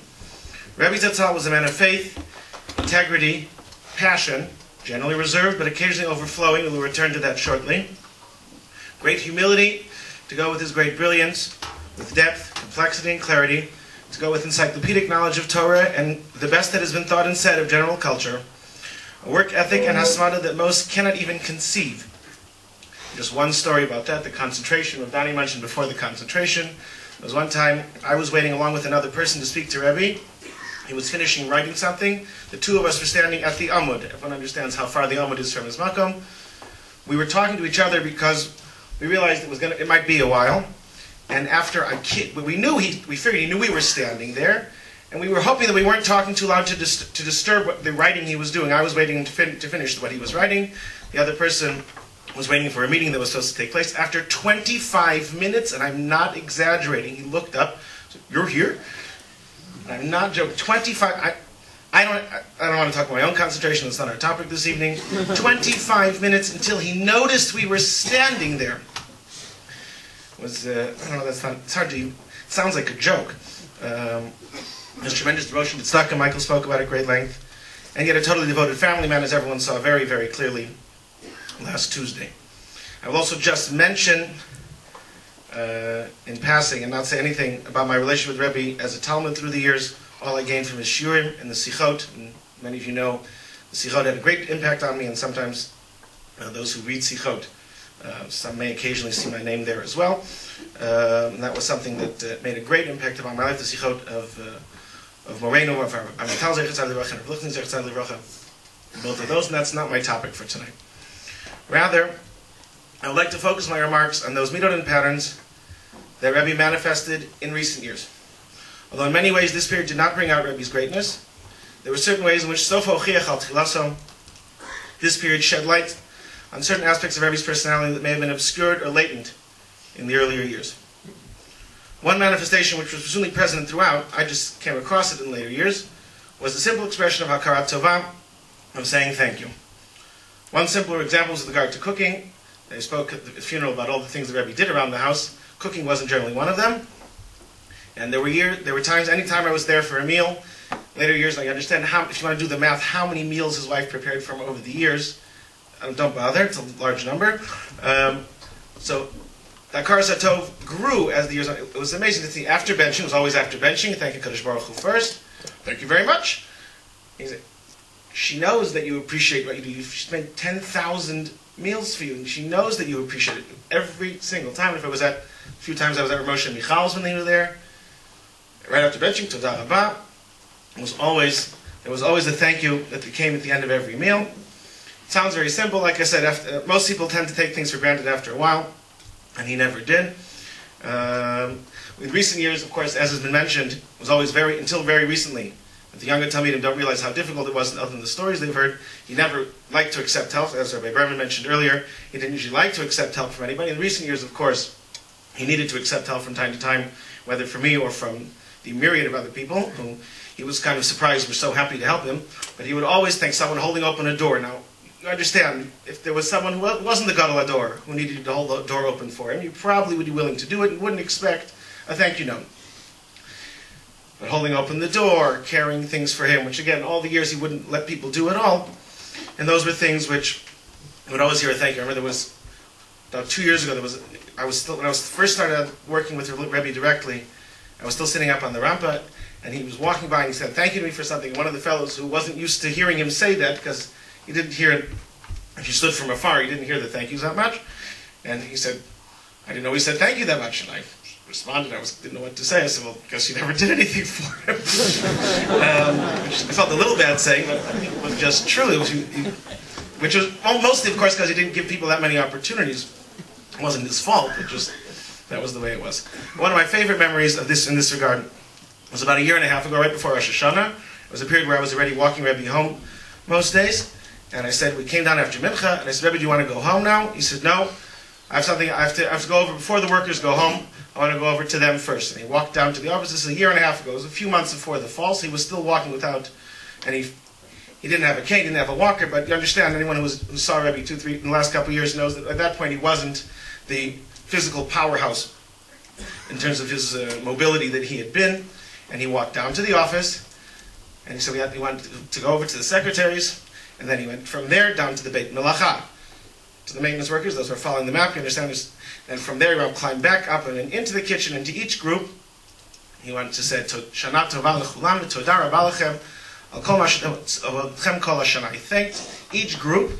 He could have, he said, well, he forgot to tell them early in the day, but I think he made a point of going out specially down to the secretaries, to the Beit Melacha, where not the workers that usually get a lot of coverage, shall we say, in Yeshiva, the kitchen workers. And when we walked into the kitchen, they said, is everybody here? Oh, Yaakov was in the machsan in the back, and he waited until Yaakov looked like he was shot out of a cannon when he realized what was going on. He came flying, and he wanted to thank everyone, but he stood there, he waited, they were nervous, he walked in, never mind, they just washed the floor. I was not particularly excited about walking on the wet floor of the kitchen.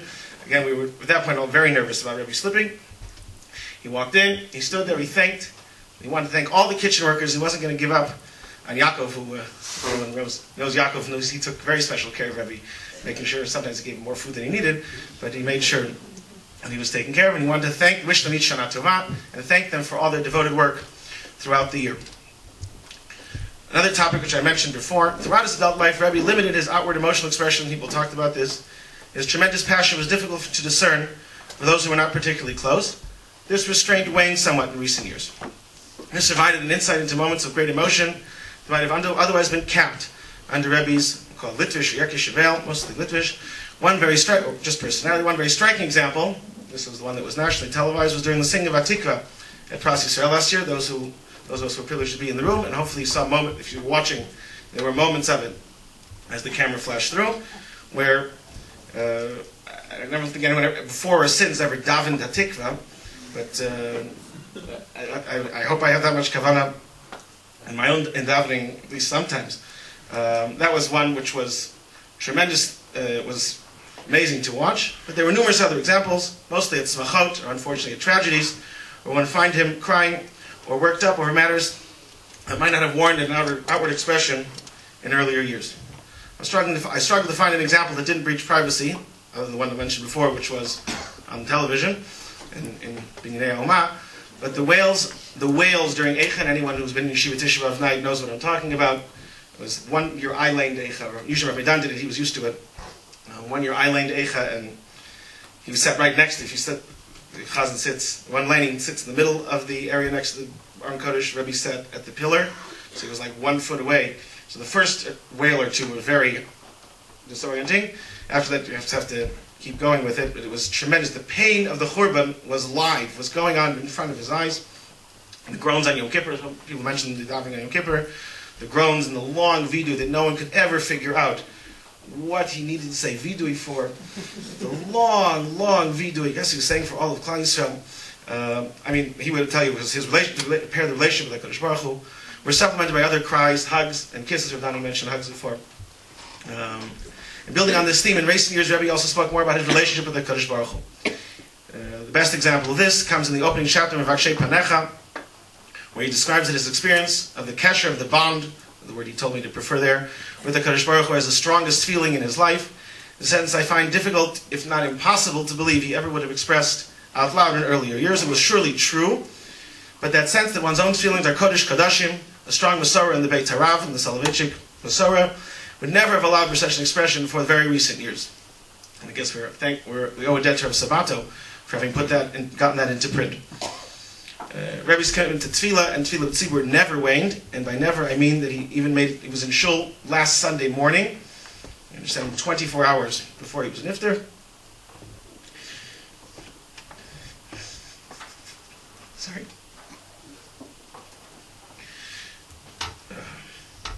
Shachris and Musaf on the first day of Rosh Chodesh, he was in shul. He would come to shul even when he was seemingly too weak to do so. And on days when he had some strength, his tefillah could still be quite intense, even toward the end. Even as he weakened, Rebbe's desire to learn remained. His cheruta with his grandson Ariel were the highlight of his week, until they were discontinued very recently. We no longer had the strength. And his drive to continue to come to Yeshiva until the end of Zman Chorev, even on days when I would have thought he would simply remain in bed, was astounding. I remember a recent time, and when Rav Danny shared an insight with Rebbe, was in Trumas, right? Achilas Truma, right? And he was so excited about it, he asked Rav Danny to come back to his seat, and he wanted to follow up with him. I went back to Rav Danny, and he wants to speak to you again. The excitement that he still had, and a chiddush, and an idea that Rav Danny had formulated, which obviously one of the more prominent people in Yeshiva, but the Rav Danny had this chiddush, and Rebbe asked me to call him back over, as he wanted to follow up with him, because he still had that excitement in learning, which remained even recently, when he was in recent weeks, when he was too tired to come to Yeshiva. He was sometimes talking, learning, either I had this chus myself, or sometimes there were other families around. A few weeks ago I was sitting with him in his study, and he was very bothered by a strange havmin in Tosas. And once I figured out what he was talking about, I looked it up, and I said, Rebbe, he said, how can Tosas say that? And I looked it up, I said, Rebbe, Tosfos say you can't say. They rejected Havamina immediately. And that did nothing. That did nothing at all to pacify him. It was still, how could Tosfos say such a thing? And he was absolutely incensed at Tosfos. They rejected. They say you can't say it. And everyone's laughing. I laughed at it too afterwards, but I was trying to get through the moment, and it wasn't working. Just a week and a half ago, I asked him when he rose for a nap if he wanted to learn. He said yes. I asked him what. He said Basas B'chalav. By the time I returned to the Sefer, he'd fallen asleep again, to give you an idea of just how weak he was. When he arose again, he started talking through basic Yesodas in Basas B'chalav. I didn't have a chance. I was going to read the Rambam to him. He started talking it out to me a few weeks ago. He started talking about what he wanted to learn. He said Chala, and he started with there are 5 different aspects of Chala. Sometimes it was in Hebrew, sometimes in English. 5 different aspects of Chala.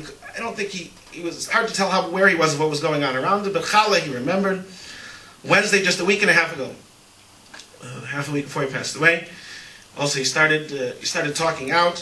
He started with Chametz and the Yisur Hana and the Yisur Achila, and then he switched to Basas B'chalav and the Yisur Bishul, the Yisur Hana and the Yisur Achila. The following day, when Shai was there, he was talking about issues of Tumah and Tara. I think Shai mentioned that in his Levaya, in his Hespedim. Not only did the commitment to Torah remain until the end, but the actual Vekas Torah, as I was telling people at the time, people would ask me how Rebbe was doing, and I said, if he can talk, and if he knows his own name, and he knows whose his family is, so he knows that Basas B'chalav is an Yisur Bishul, and Yisur Achila, and Yisur Hana, and he knows that Chametz is an Yisur Achila, and Yisur Hana. That's just part of who it is. He may not have been able to say his Shir and Yun anymore, but Basas B'chalav, of course you know that Basas B'chalav is an Yisur Bishul, Yisur Achila, Yisur Hana. So these, even as seemingly everything was failing him, and he was in a very weak state and very compromised, these remained somehow through all of that. And just to sum up a bit, the final period of Rebbe's life was not an easy one for him. I had the special schus, as Eli mentioned, of accompanying him some through this period. While his tremendous strength and independence waned in this period, and those, again, see looking around the room, there are people who knew Rebbe in the very recent years, and there are a lot of people who knew him from before, and for those of us who remember him from before, it's still hard to imagine that he got weak. Never mind that he's not here. The fact that he wasn't the strongest person around, and the fastest moving person around, and the tremendous pile, I tried doing it. There were times, some people know, sometimes I tried imitating, and you can't carry that many svarim. Sometimes, when there was a period where I would sometimes where he would let me carry svarim for him, I always needed 2 hands. I'm not the weakest guy I know. I always needed 2 hands. I can't do it.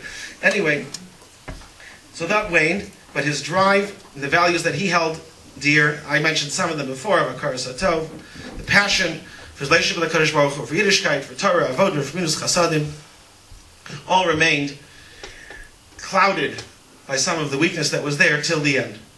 And I hope we have this chus to learn from his example and carry forward the values that he advanced. Yizichro Baruch, Teini Shatot Tzura, Yitzor Achim.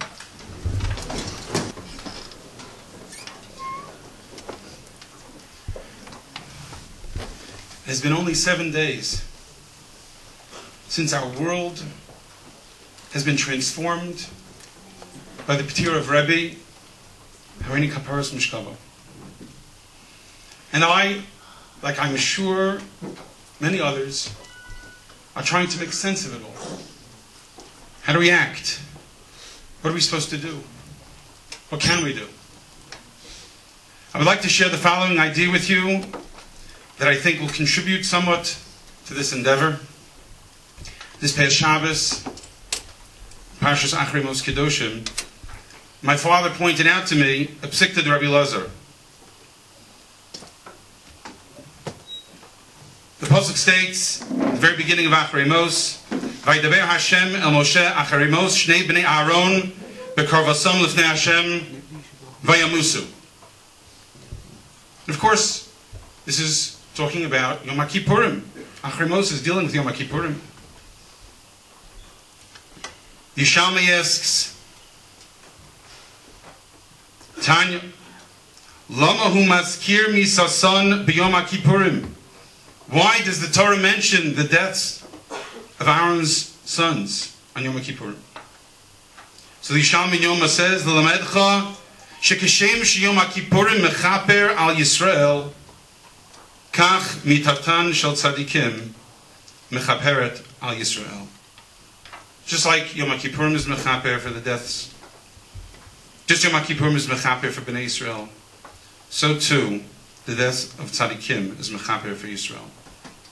And the Torah Tamima there points out a psikta to Rabbi Elazar. Lo nispar erech ha'inyan shemitat tzadikim mechaper u'matam b'davar. Why is it so that mitat tzadikim is mechaper? V'nira al pi ma shekosav b'psikta to Rabbi Elazar be'inyan mitat Shaul d'chtiv bei in Shmuel bet vayikbaru et atzmot Shaul vayatar Elokim la'aretz achrei Cain. After the burial of Shaul, so the famine ended. V'zeh l'shon psikta. Kevin shira kadosh baruch hu shegam lo chesed. After Hashem saw that Am Yisrael had done chesed for Shaul, what did they do for him? After he died, shitzamu, they fasted. Uvachu, and they cried. V'saftu and they eulogized him. K'mavur b'pasuk. Miyad nitmalei rachamim. Hashem is filled with mercy. Shenema vayater Elokim la'aretz. Adkan.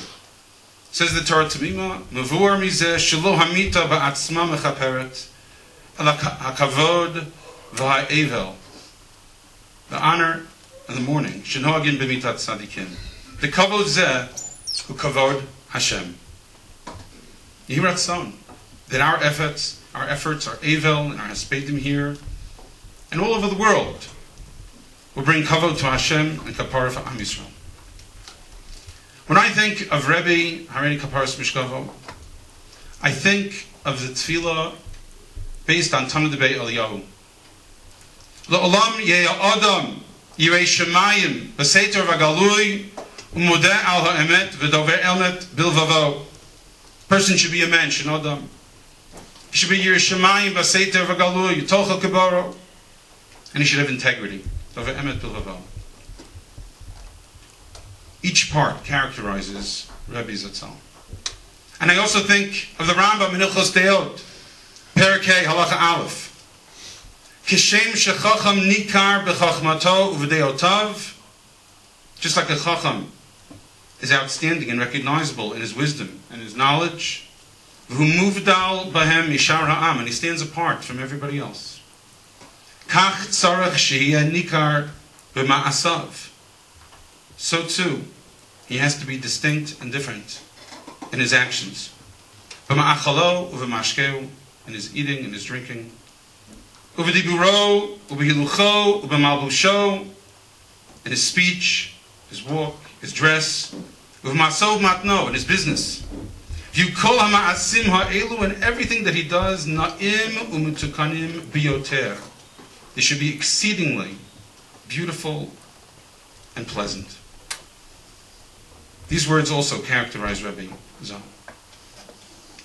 I would like to take the opportunity to elucidate some of these aspects of Rebbe with the following stories. On Shabbos, I mentioned a number of stories. I just want to repeat two of them, and then some others if I may. Around 20 years ago, when I began to interview talmidim for the Yeshiva, I approached Rebbe for direction and advice. And he said to me, I don't need any direction, he trusts me, but he wants to ask one thing of me before I begin. That I never ever disparage another yeshiva, never say anything bad about another yeshiva or institution. He said, I'd rather lose talmidim than that happen. I remember leaving his study, saying, Ashreinu matov chalkeinu. Then I heard a story from Rabbi Yitzchak Cohen, Shlita. He called me a few days ago to menachem me. And he told me that he recollects that years ago when Rebbe was a Rosh Yeshiva in Yeshiva University, so he would sometimes take the boys to hafganot, to rallies and protests. And on one of these occasions, they had a chartered bus somewhere, and they all got off the bus, they gathered together, and then the boys were looking for Rebbe. Where's Rebbe? Did you see him get off the bus? No. So some of the boys went back to the bus. And they found Rebbe on the floor cleaning underneath the seats, taking out all the garbage. So they asked him, what are you doing? So he said, well, when everyone got off the bus driver complained, look what the boys did. The bus is a mess. I have to clean up all by myself. So Rebbe said, don't worry, I'll take care of it.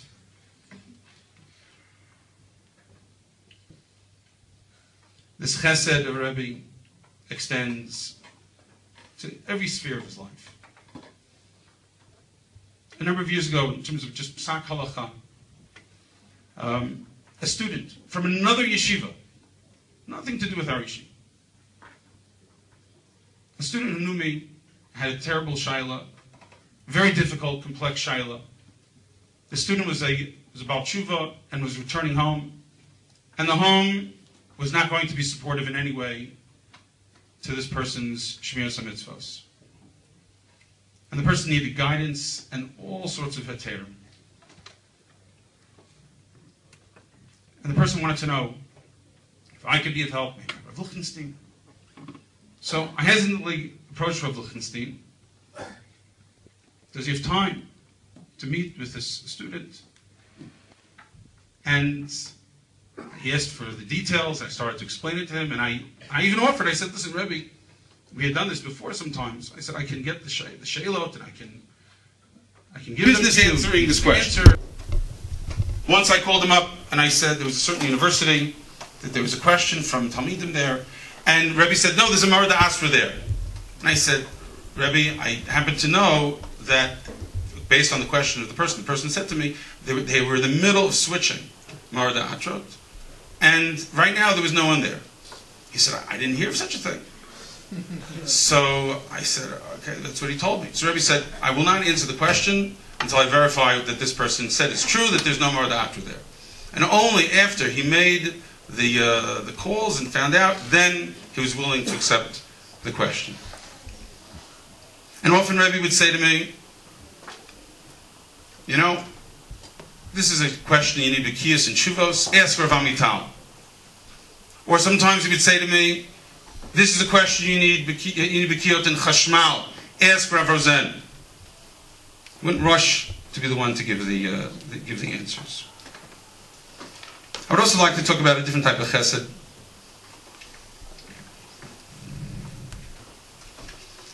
As many talmidim know, Rebbe would make the effort to go to their wedding, whether it was in Eretz Yisrael or in Chutz La'aretz. And Rebbe would spend the time with you at the wedding.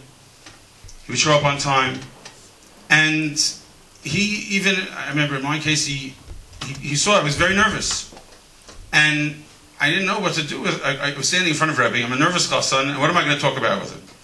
And he takes out his pen, and he says, "I like this pen. This is a pen I use when I write on the ketubah and I fill in the ketubah." He said, "I've tried other pens, they don't work so well. This is a really good pen. I don't know what's going to happen when the ink runs out." I remember thinking, okay, and I definitely calmed down.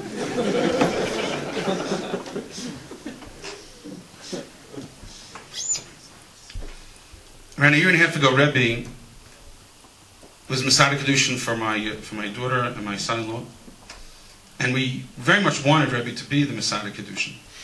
And when I spoke with him about it, he said to me, I really feel that you should be, since you're the father, you should be the Masada Kedushin. I said, Rebbe, we've all discussed it. We really, really very much want you to be the Masada Kedushin. So he said, listen, he said, I really feel the father should do it, but I'll tell you what. I'll do it. But even at the last minute, if you change your mind, Daka Hatishim, you tell me, and I'm going to step aside happily and rejoicing in your being Masada Kedushin.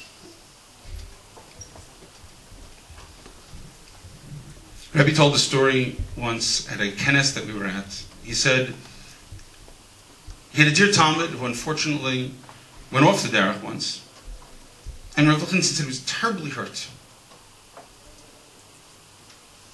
And then a number of years later, the talmid called him and told him, Rebbe, I get a mazel tov, I'm getting married. Would you be the Masada Kedushin? So first, Rebbe said to us, he wanted to say no to the boy. He'd been so hurt. And then he asked himself, he said to us, what if it had been one of my own children? Of course I'd be Masar Kedushin. So I was Masar Kedushin for this boy. And Rebbe was medactic on himself, even on very little things. Of course, we all know that the Rebbe would only eat Vada Yoshan if there was just a little bit of a suffix that was Chadash, we need it. He wouldn't carry in many, many Eruvin. But beyond these big issues, he would, even little things. He took the phrase, La'olam Yehadam Yirei Shemayim, very seriously. He once said to us, if you want me to define Yirei Shemayim for you, I'll tell you what it means. I'll describe a picture to you. He said, imagine that you were falling into an abyss, and at the last minute, in the nick of time, you're caught by the Ribono Shel Olam, in the scruff of your neck, by your collar. And the only thing that's holding you, Kaviyachol, is the Ribono Shel Olam. If you live your life that way, he said, that's Yirei Shemayim. And these little things, I mean, what are we talking about over here? He would always make sure to shake salt on the table before he said Hamotzi, and then dip it in. And he wouldn't eat bread. He wouldn't do Hamotzi until he found that salt shaker. It didn't make a difference where it was in the Cheder Ochel.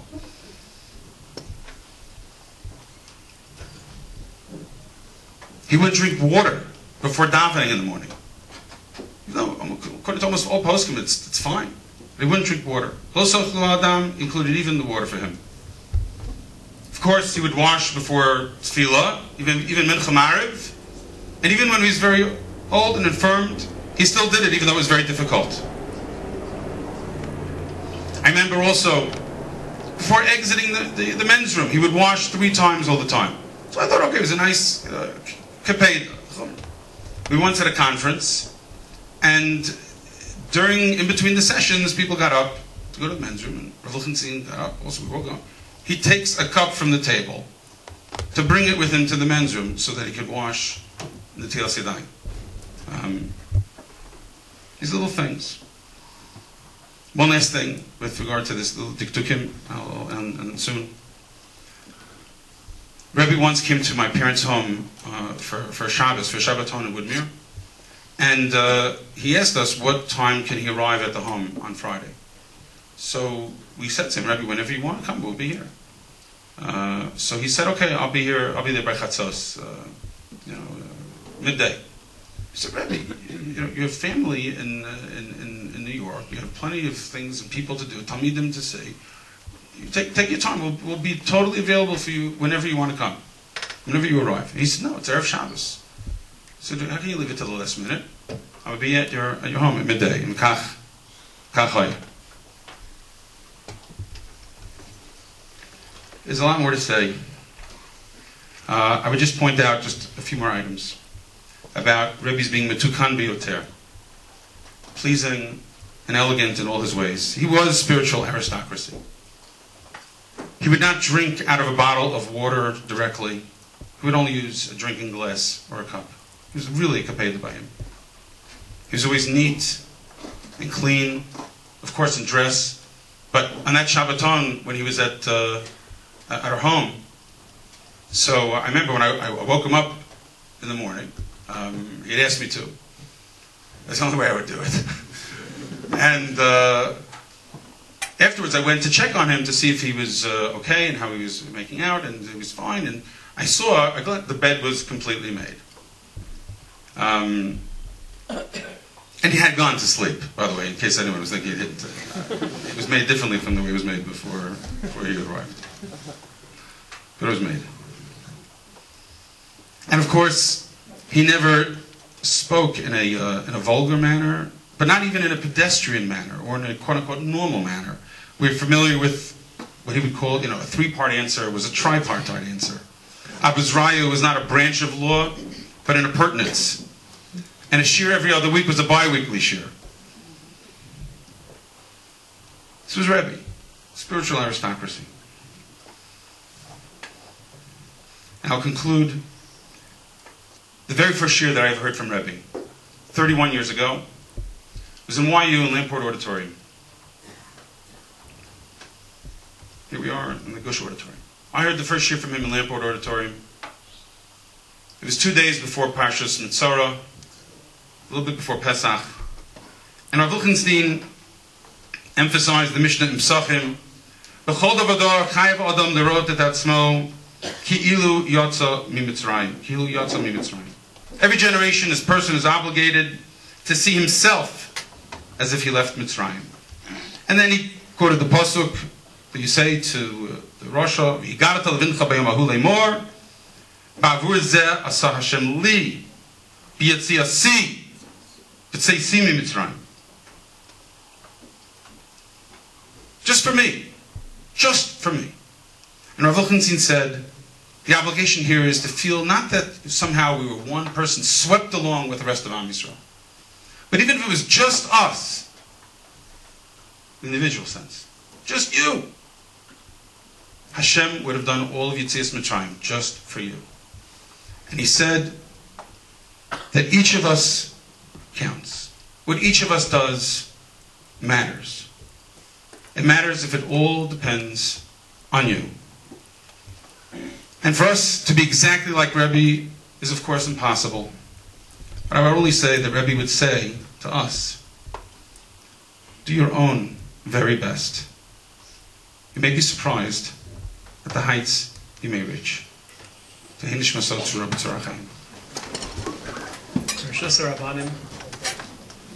Berman. I want to start with a story. I know you've heard a lot of stories tonight. I want to tell my own story. You'll see why in a moment. Rabbi Wolf spoke before about the ability to understand the other, fully identify with the lady at the wedding who may not have been as intellectually sophisticated as he was, with little children, as Rabbi Friedman mentioned, waiting for his own line in front of the water fountain.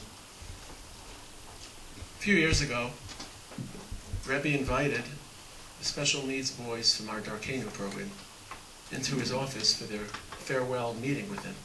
Every talmid in Yeshiva gets a farewell meeting. And he opened the floor for questions. And one of the special needs boys asked Rebbe, what's the difference between halacha and minhag? How is the Gadol Hador going to explain the difference between halacha and minhag to our Darkeinu talmidim in the Yeshiva? So for Rebbe, sports was always very important. It highlighted teamwork, discipline, hard work. And he started to say, who likes baseball? And everyone raised their hand. I like baseball. Who likes football? An equal amount of boys like football. And he started to explain how every football field is the exact same dimensions, American football. 100 yards, certain amount of distance, end to end, all the same.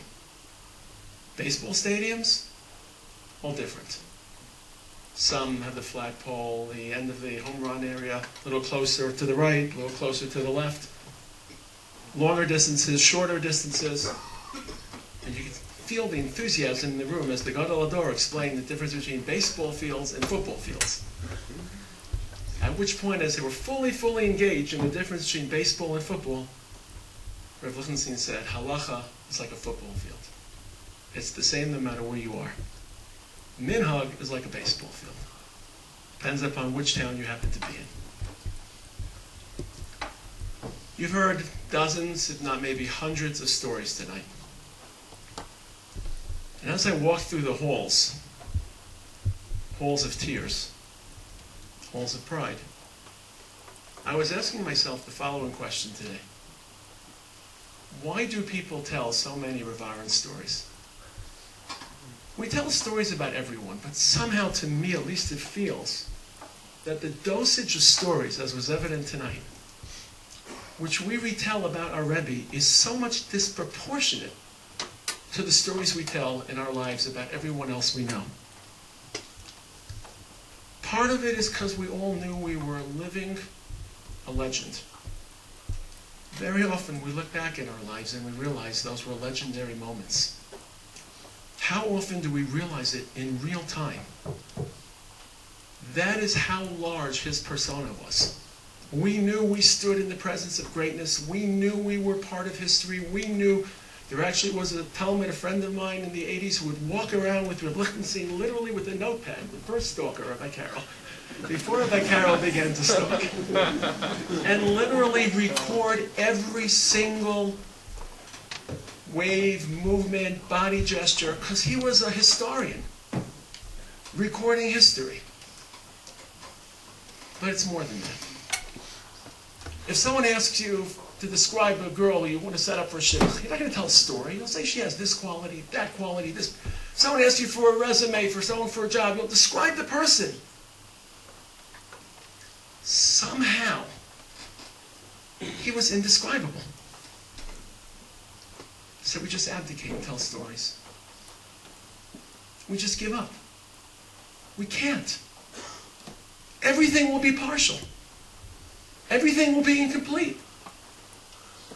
So we just take a pass. And let me tell you this story. That's all we can do. A glimpse. For two reasons. Number one, because every trait, he lives so deeply. Every trait. So how can I describe a level that I can only dream of achieving?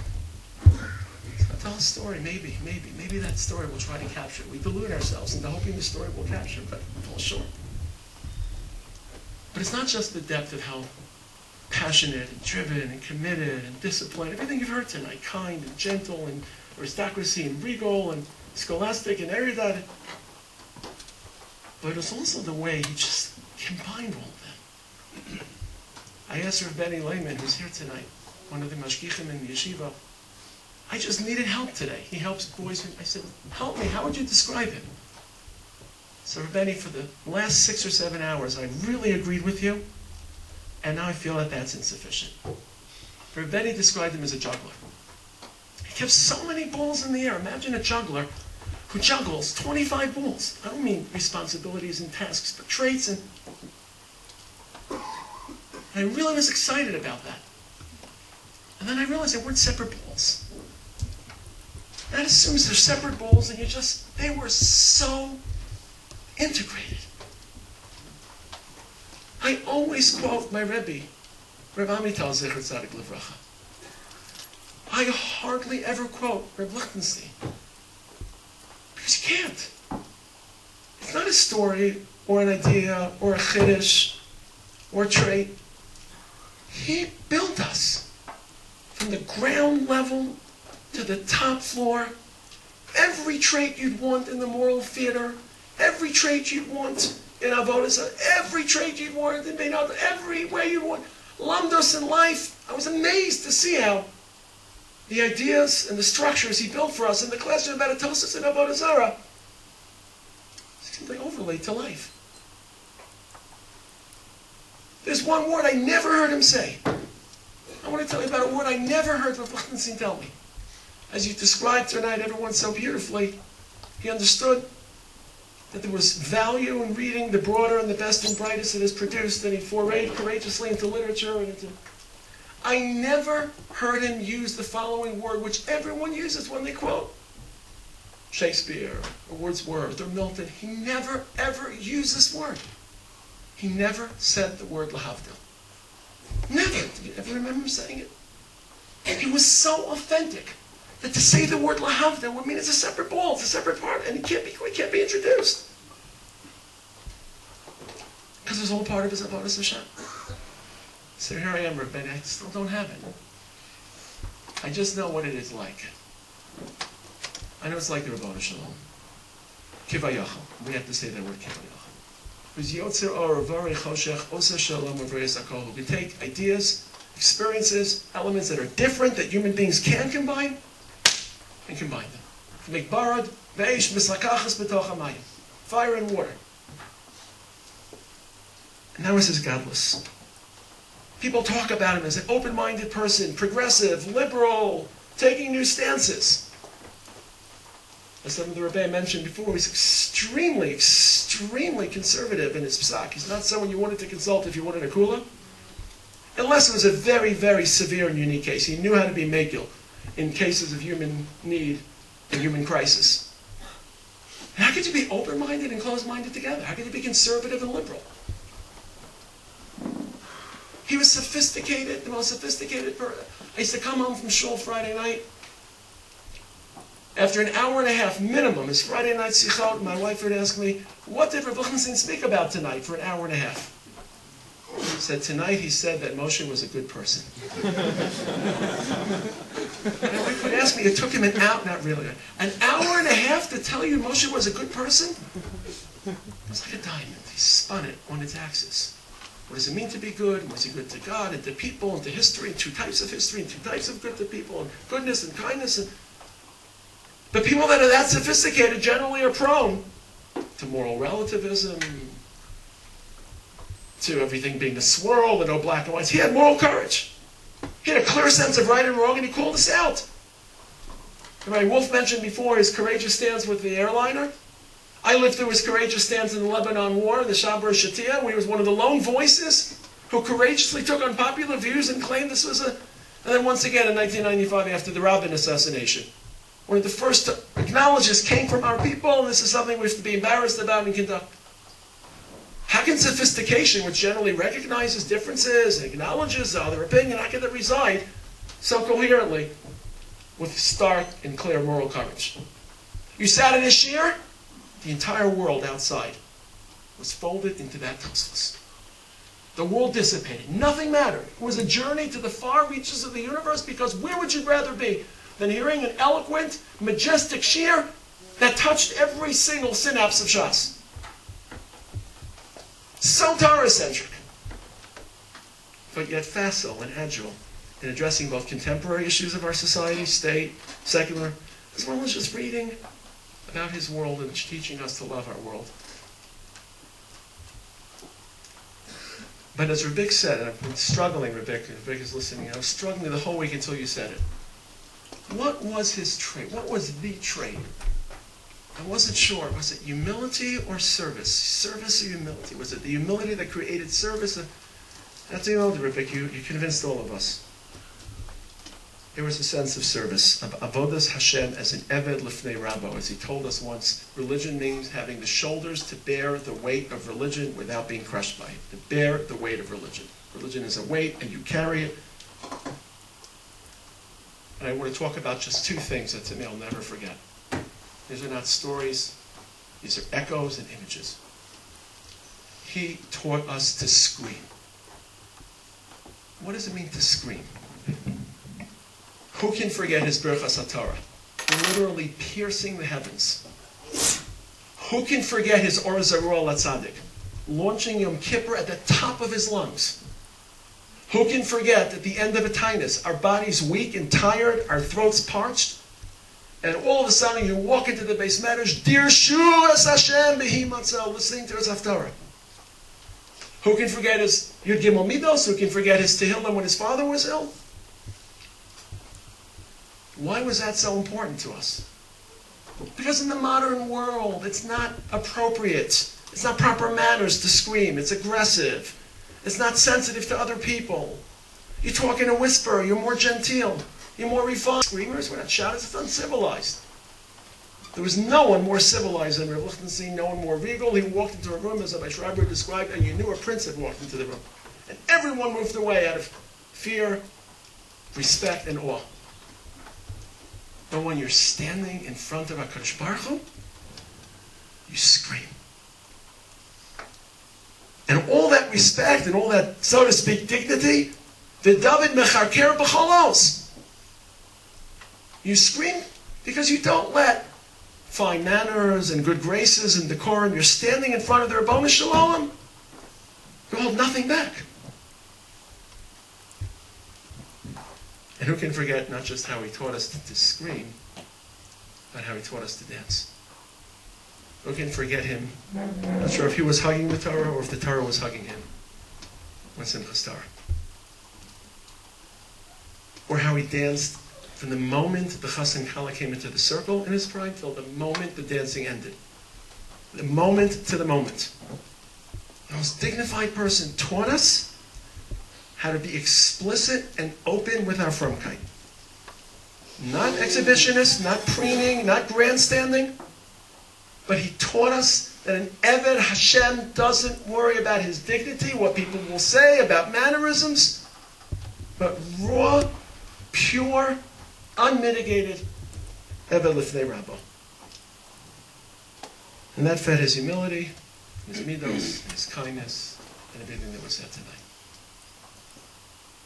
So I'll end with a story he told us and a question that I don't know the answer to, and maybe people can help us with.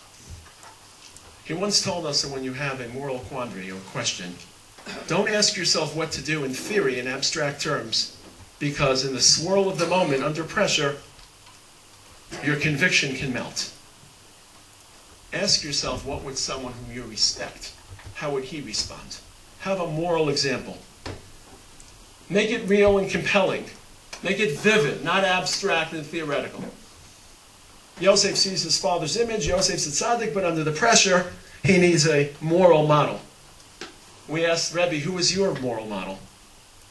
And he told us it was Rav Aaron Soloveitchik. His morality, those who knew him, was stunning. And at that moment, it became obvious to everyone in that room that he had just given us the keys to leading morally, religiously rich lifestyles, because he then became that person who we think about every moment. Every moment we face an issue or a challenge. So he set that moral example. I don't know why, and this is my question. I really honestly do not know why.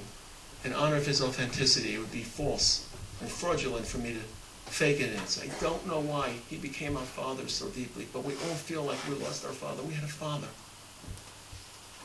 We had two fathers. Those of us who learned here in Yeshiva, aside from obviously our biological fathers.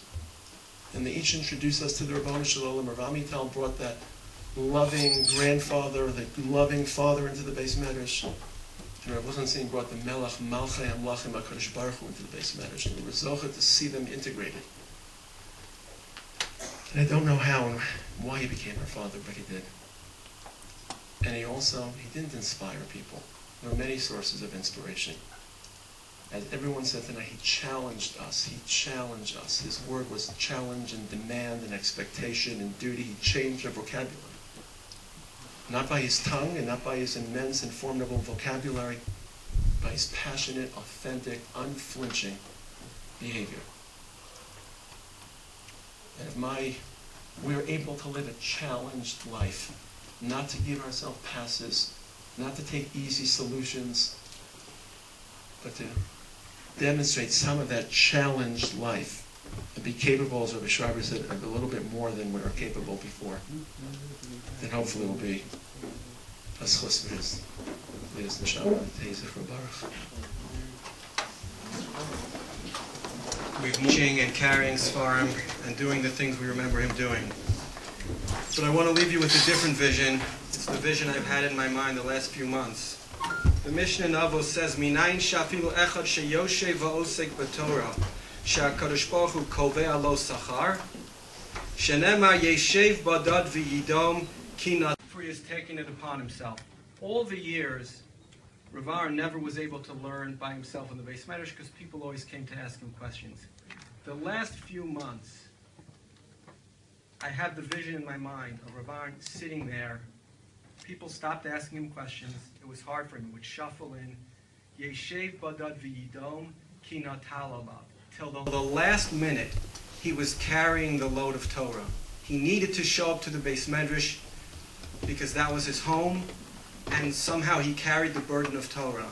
And I'll remember all the visions, but I'll remember the last few months where he struggled to sit in his seat in the Beis Medrash, and he sat by himself, badad v'yidom ki natal alav, because it was his obligation to sit in the Beis Medrash and learn. And finally, I'm not articulate enough, I'm not creative enough to think of closing words for tonight, so I'll quote Rav Aaron, words that he said about the Rav, but words that certainly apply to us. He said as follows, we who come after cannot, retrospectively, imagine the past half-century without him. Prospectively, as dwarves on a giant's shoulders, we feel charged to persist, impelled by his spirit, in the implementation of his goals, to learn, to teach, to realize. To the best of our abilities, we are called and we are pledged to continue in the Beit HaMidrash and in the community his multifaceted enterprise, Lahagdil Torah Ulaha'adira. Yehi Zichra Baruch.